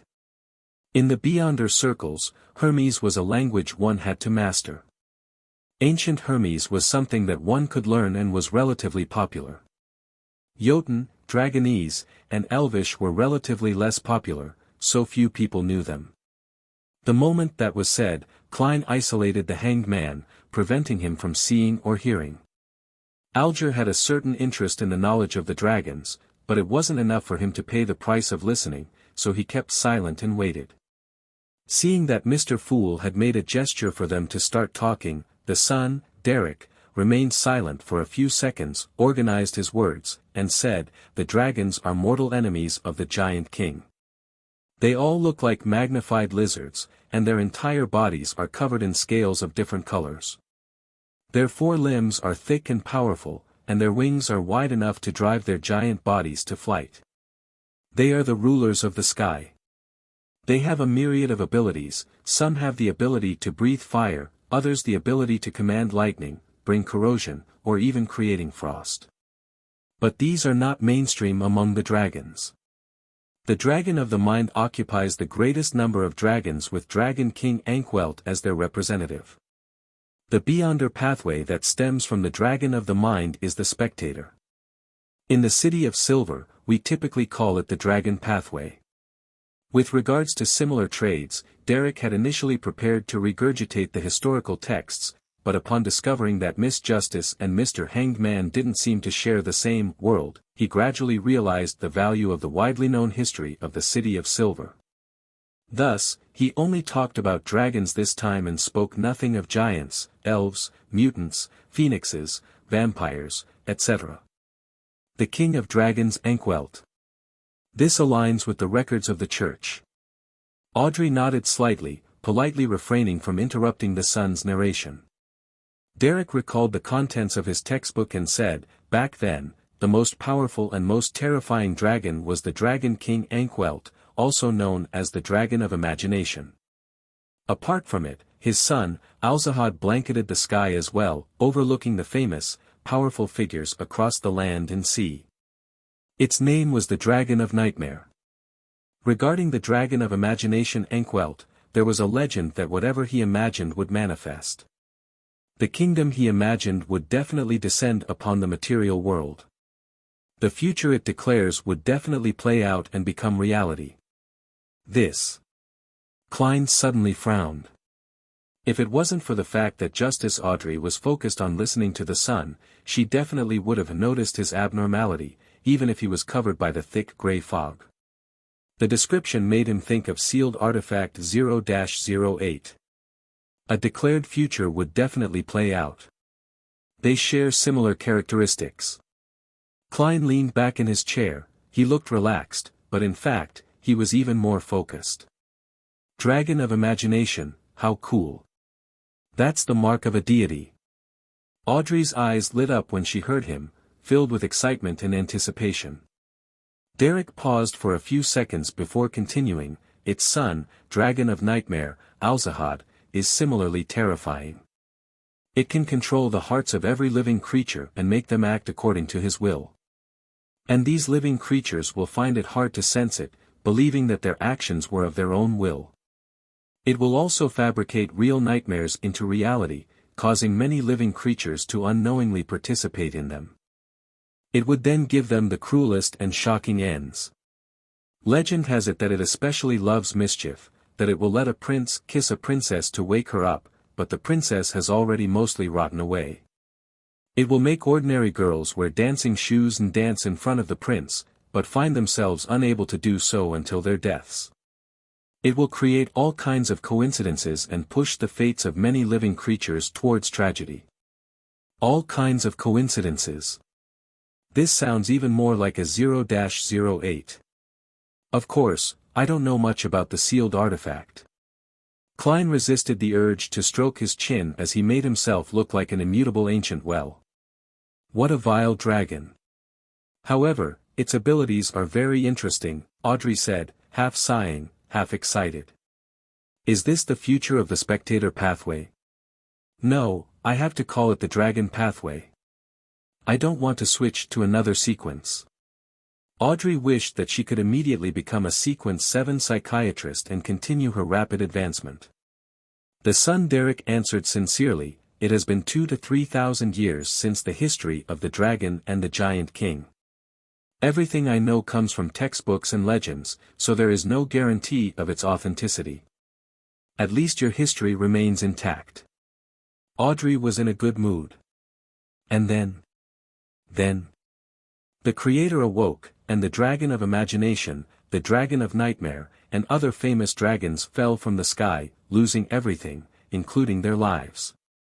This resulted in a lack of sunlight for 49 days, causing countless volcanoes to erupt, as well as tides that drowned everything. And after the dragons declined, they could only hide away in various dangerous areas. Later on, the giant king was destroyed by the creator as well, Derek said in a heavy tone. This is different from the history I know. Wasn't it the Lord of Storms, eternal blazing sun, and the God of knowledge and wisdom who led humanity to defeat the dragons, giants, and kill their kings? Audrey felt confused, as though time and history were somehow out of place. Klein was also puzzled by this and felt that the true history was riddled with mysteries, especially as it was from the Second Epoch, a time more ancient than history. Most of the legends recorded in the Church's ancient texts should be fake, but the history of the City of Silver cannot be completely believed.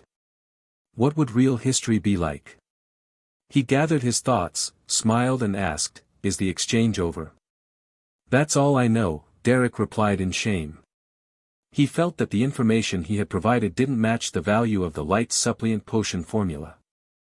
Audrey quietly drew a breath, as the corners of her mouth curved upwards. "I'm very satisfied.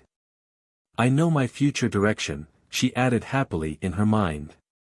After a few more exchanges, Klein announced the end of this week's Tarot Club.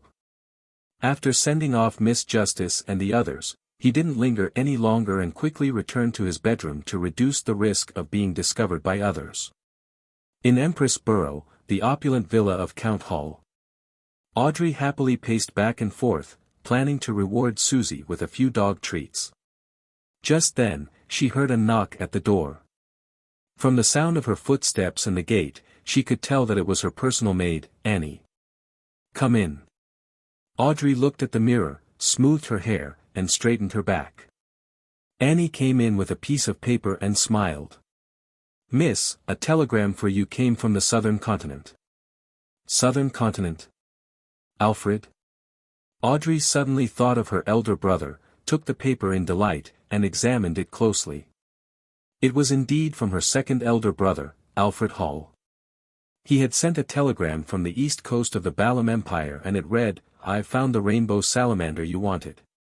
2 in total. Please await its delivery." "But, I don't need it anymore." Audrey froze, blinked, and turned her head sharply to Susie. The large golden retriever wagged her tail with a stupefied expression. "Well, I don't need it anymore, but I can give it to Susie, and I can exchange it for other Beyonder ingredients." "Well, Susie's potion is still short of the spinal fluid from a Farsman rabbit. Some things are easier left to Susie, it's far more convenient for her than for me. Every famous detective needs a good assistant." "Aha!" Audrey quickly made her decision. To her, this was no longer something she particularly cared about. As she put down the telegram, her pleasure subsided, and the worries of reality began to emerge. "I still owe Mr. Fool intelligence regarding the secret order, the mission to assassinate the Intis ambassador, and a request from his adorer. I've finally experienced the feeling of being riddled in debt. Audrey, we can't delay any longer. Let's start." The girl quietly clenched her fists. She wanted to find a pen and paper and write a letter to Viscount Glaint so that he could arrange for her to meet Zio and Furs as soon as possible. She needed to delegate the mission. She picked up a fountain pen, dipped it in ink, and suddenly, Audrey held her wrist in midair without writing. She had just thought of a crucial problem, which was that she knew very little about the Intis ambassador Bakerland. In such cases, it was easy to misjudge the difficulty of a mission, either because no one was willing to accept it or because the mission had been entrusted to an unsuitable person, dooming the mission to fail at the very beginning. The resulting growing cost wasn't her main concern. Instead, she believed that the Fool would better reward her and help her even further. After pondering for a moment, Audrey turned her head to her maidservant, Annie, and said, "Tell Countess Jeria that I accept her invitation and will punctually attend her ball tomorrow evening." Jeria was the wife of Count Wolf, and she had invited ambassadors to loan from every country to her upcoming ball, including Bakerland Jean Mudun. Audrey had planned on declining the invitation with the excuse of being sick, but now she was interested in the ball. After she observed Ambassador Bakerland and gathered enough information, she would meet with Zio and Furs. Audrey suddenly felt the excitement of participating in a major event that she always dreamed of. First manor in the Rorstad Archipelago, City of Generosity, Biome. Having returned to the real world, Alger Wilson changed into attire that was considered gaudy in the Intis Republic and went through the back door of the hotel into the alley and made several detours. He stopped in front of a house with no garden or lawn and put on a familiar white mask. Next, he knocked on the door with 3 heavy knocks and 2 light ones, separating them with 2 lengthy pauses and 2 short pauses respectively. After about 10 seconds, the door creaked open. A man wearing a pirate's headband stuck his head out and looked around quickly. "Come in," the man said with a deep voice as he made way. Without a word, Alger quietly walked into the room. Creak. The door slammed shut. At 15, Minsk Street, Klein drew the curtains open and sat down at his desk. The information about the secret order that was given to him by the hanged man made him realize that his target might have certain connections to the Intis Republic. At the same time, he was reminded of the words the hanged man had used to describe the Antigonus family, strange and terrifying. The Beyonder who sneaked into my room last night to read the information and leave me a warning was indeed strange.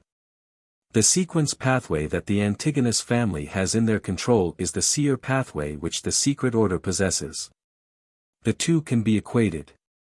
That is to say, one can speculate that the Beyonder from last night was a member of the secret order who works part-time as an Intis Republic spy. Or could the person not be a member of the secret order, but someone who used the connection between the Intis Republic and the secret order to obtain the corresponding formulas and potions? Klein began to boldly assume that as he carefully tried to verify. This can explain why my clown's premonition ability didn't trigger when the strange threadworm intruded. This is the suppression effect of a Beyonder from a higher sequence that shares the same pathway as me. Of course, it's also possible that the iron-black threadworm posed no concrete threat to me. Similarly, it can be explained why the threadworm infiltrated my room the same night that I wrote the information regarding Ian Wright. Furthermore, it went straight for the desk. The other party is equipped with seer abilities, making matters appear reasonably logical. After repeatedly verifying his speculation, Klein felt that his guess was very likely close to the truth. If the person in question is a relatively higher sequence Beyonder from the seer pathway, what sequence number would he be? And what would the potion name be? To have the threadworm in his control, could it be another component of a circus, the beast tamer? Klein shook his head in a self-deprecating manner while feeling amused. Perhaps my subsequent potion formula will be obtained from him. Is this the true meaning of the revelation I received from my former divination? Backlund really is the land of hope. Klein muttered a few words to himself and began to consider what to do next. He had entrusted the task of assassinating the Intis ambassador Bakerland to put an end to all latent dangers. He had to avoid suspicion, but he didn't have the ability needed to do so. After Ian Wright's whereabouts were revealed to both sides, he was confident that Ambassador Bakerland wouldn't have time to exact revenge on him in the near future and wouldn't add to his problems. Finding the extremely important item he mentioned was obviously what he was most concerned about. In other words, before that item is found, I will be safe. I won't need to rush to hire powerful, Beyonder bodyguards. Even if there's any follow-up revenge, it's unlikely the ambassador will hire a high-sequence Beyonder to deal with me. It's neither economical nor necessary. After all, Backlund isn't his home ground. The highest possibility is that he would still get the Beyonder who sent the iron-black threadworm to infiltrate my room last night. He would at least be at sequence 7, and perhaps even sequence 6 or 5.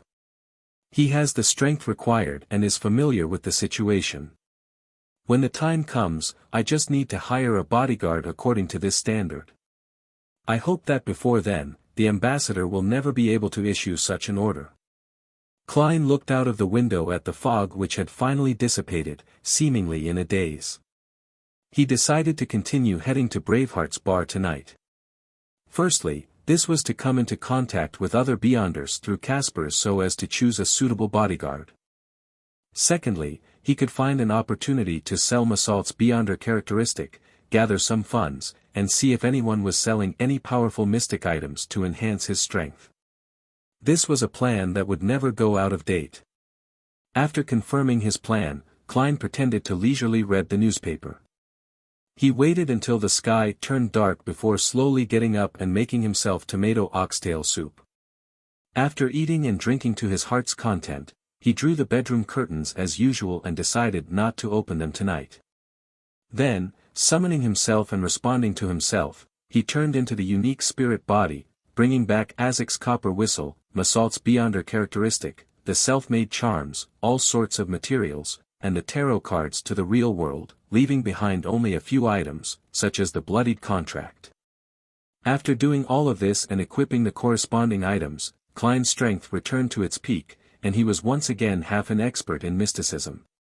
He straightened his collar, took his hat and cane, and left 15, Minsk Street. Iron Gate Street, inside Braveheart's bar. In exchange for a glass of beer, Klein found Caspers in a card room, playing Fighting Evil while betting on a boxer outside. He was leading quite a pleasant life. The familiar surroundings reminded Klein of the last time he had met Merrick playing poker with more than 10 living corpses. He was suddenly glad that he hadn't brought Azek's copper whistle with him. If I carried the copper whistle that Mr. Azek had given me, I think that a dozen or so of Merrick's zombies would mutiny on the spot and come to entertain me warmly. I wonder what kind of expression he would have. Klein stood by the door, nodding at Caspers Kalinin to indicate his intentions. Caspers covered his cards and swore. He got up, walked to the door, and said in a low voice, "I'll take you to a place where the people, although they aren't as good as Merrick, are pretty strong. As for whether or not you can make a deal, it has nothing to do with me. However, I have to warn you in advance, you are not to anger them, or you might not be able to see the sun tomorrow. Of course, it's not easy to see the sun in Backlund after September." "Do I need to pay you?" Klein asked sincerely. Caspers nodded, pleased. £2. I can buy a revolver with that money at a weapons store. Although they set the price at more than £3, it can basically be haggled for around £2. Klein grumbled and gave Caspers 2 £1 notes. Caspers turned his head to his fellow players to inform them that he was leaving. Hobbling along, he led Klein towards the bar's kitchen, and from there, entered the back alley and circled around a darkened house. He took out an iron mask that could only cover half a face, handed it to Klein, and chuckled. "Just pretend that you bought this for £2. I can buy a lot more with £2. Klein wore the iron mask and deliberately messed up his hair. Seeing that he was ready, Caspers knocked on the door rhythmically. 7 or 8 seconds later, a small wooden board on the door was suddenly pulled open, revealing a pair of brown eyes behind it. After a long moment of scrutiny, Klein finally saw the door open behind him. A man wearing an iron mask stood there and handed Klein a hooded robe. He said to Caspers in a hoarse voice, "Next time, remember to tell me in advance. Otherwise, humph." He closed the door, turned, and led Klein through the darkened living room into the activity room on the first floor. There was a candle burning on the coffee table, and the room was dimly lit.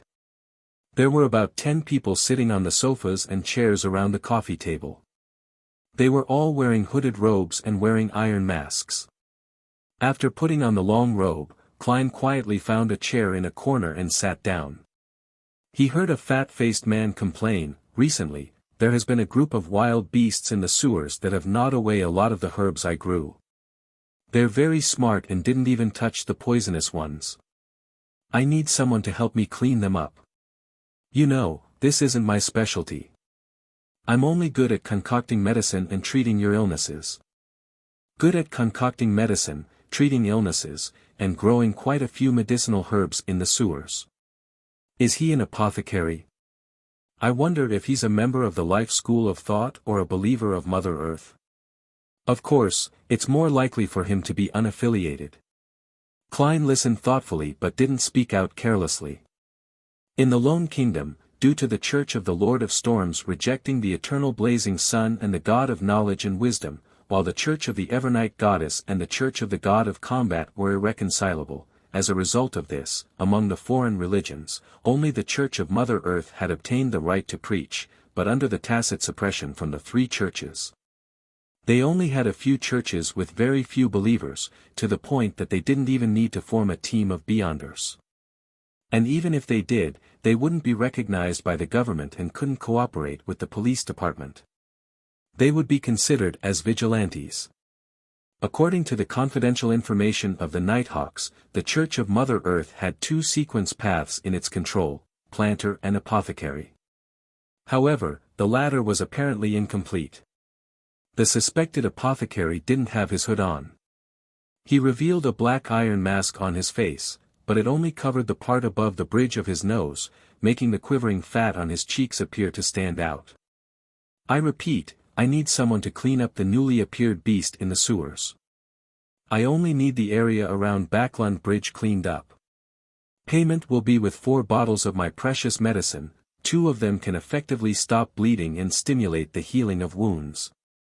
Trust me, this is better than going to the clinic to do a suture operation, and it's effective for 6 months. The man suspected to be an apothecary stated his requirements and corresponding conditions. He suddenly let out a soft laugh and continued to describe the case. The other 2 bottles can last 1.5 months, and can allow a man to find the urges from back when he was 17 or 18 years old and become a beyonder on the bed. Hee, you know what I mean. Even if it exceeds the use-by date, it can still produce effects, but it will also spread throughout the body. The user will become abnormally violent and their strength, speed, and agility will greatly increase before exhaustion kicks in half an hour later. Why does he look like those old military doctors who plaster their tiny advertisements everywhere? And shamelessly promoting the effects of his expired drugs. Klein couldn't help but silently lampoon. Seeing the silent room after he said his piece, the suspected apothecary could only grit his teeth and say, I'll add 30 pounds on top of my 4 precious bottles of medicine. Finally, a man sitting somewhere along the periphery of the couches spoke up.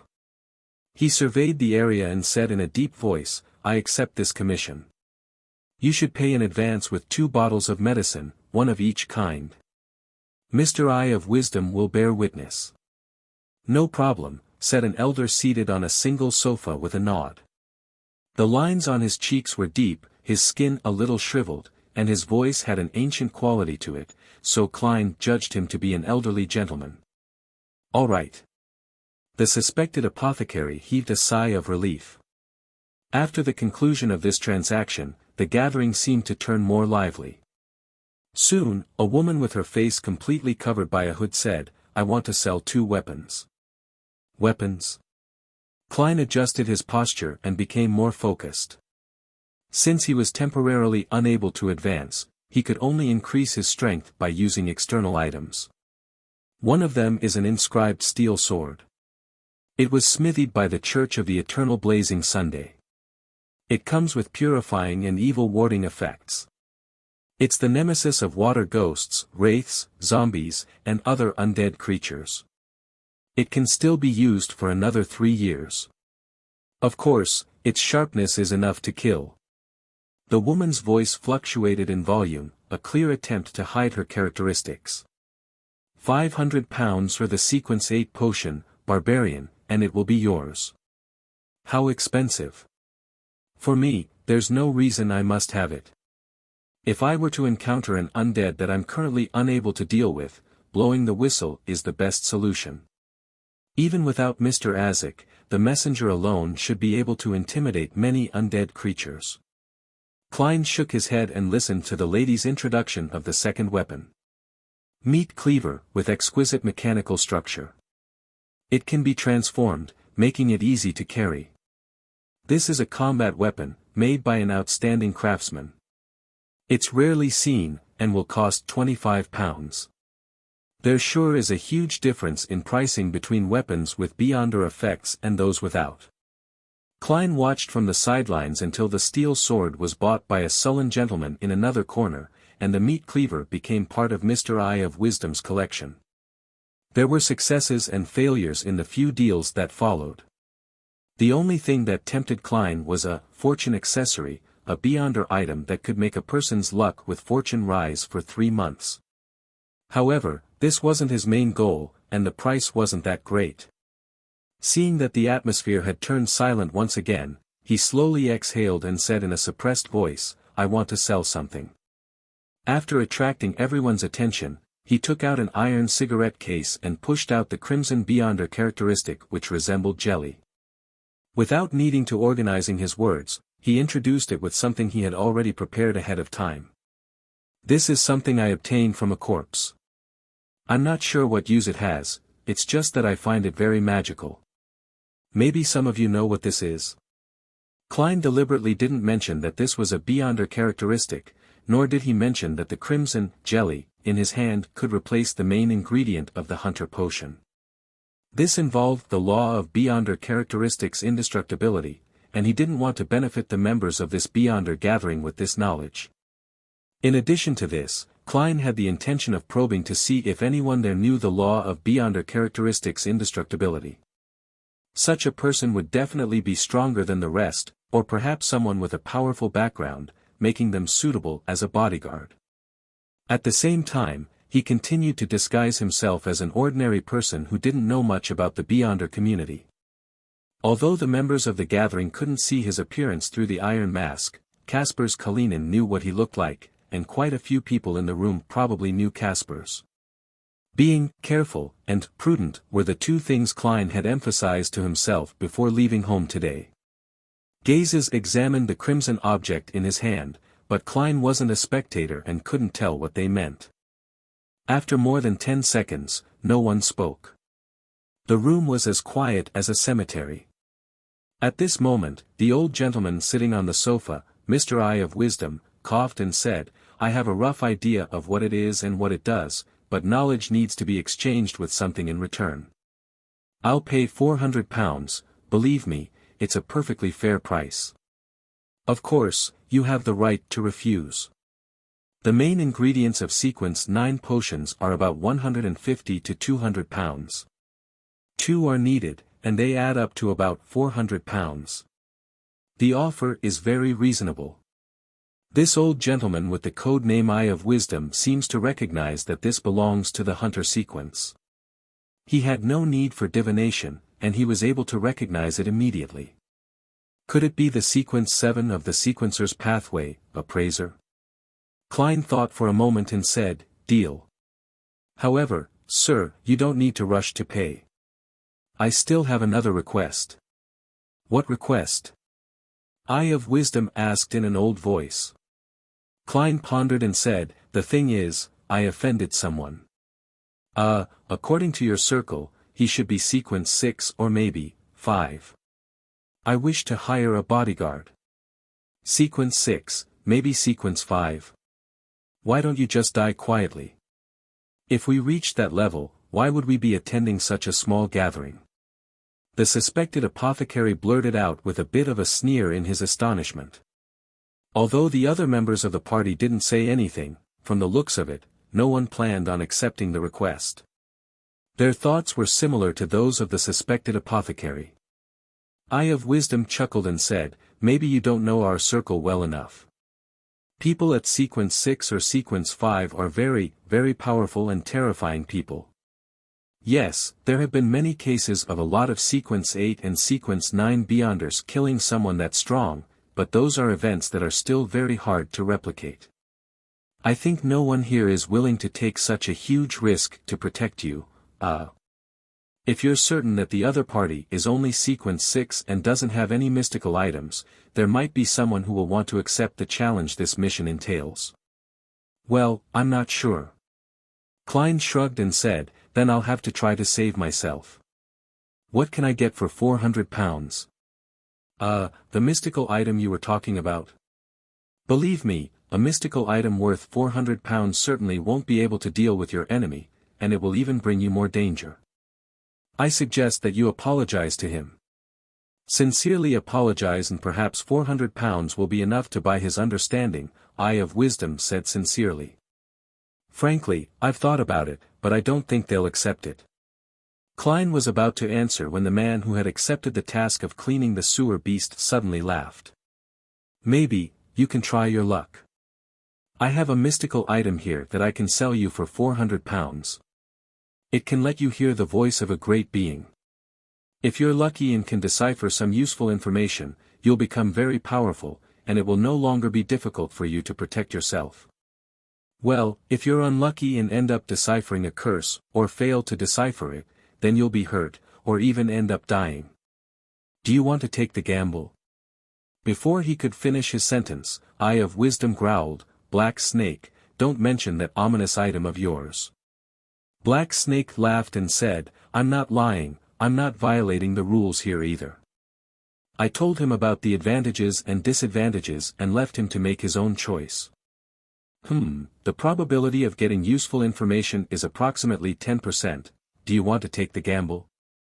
The Russian roulette of the Beyonder world. Hearing the voice of a great being. Is this the Aurora Order's listener? An item left behind after a listener lost control. Klein looked at Black Snake, that he suspected to be a member of the Aurora Order, and made many connections. Perhaps I can bet on it. No, I can't call it a bet, because I'll bring this item to the world above the gray fog before using it. I can already bring real objects there. This way, I can avoid most of the danger. However, this is only an item left behind by a Sequence 8 Beyonder. The corresponding benefit might not be that good. 400 pounds isn't cheap. As his thoughts raced through his mind, Klein nodded solemnly and said, Deal.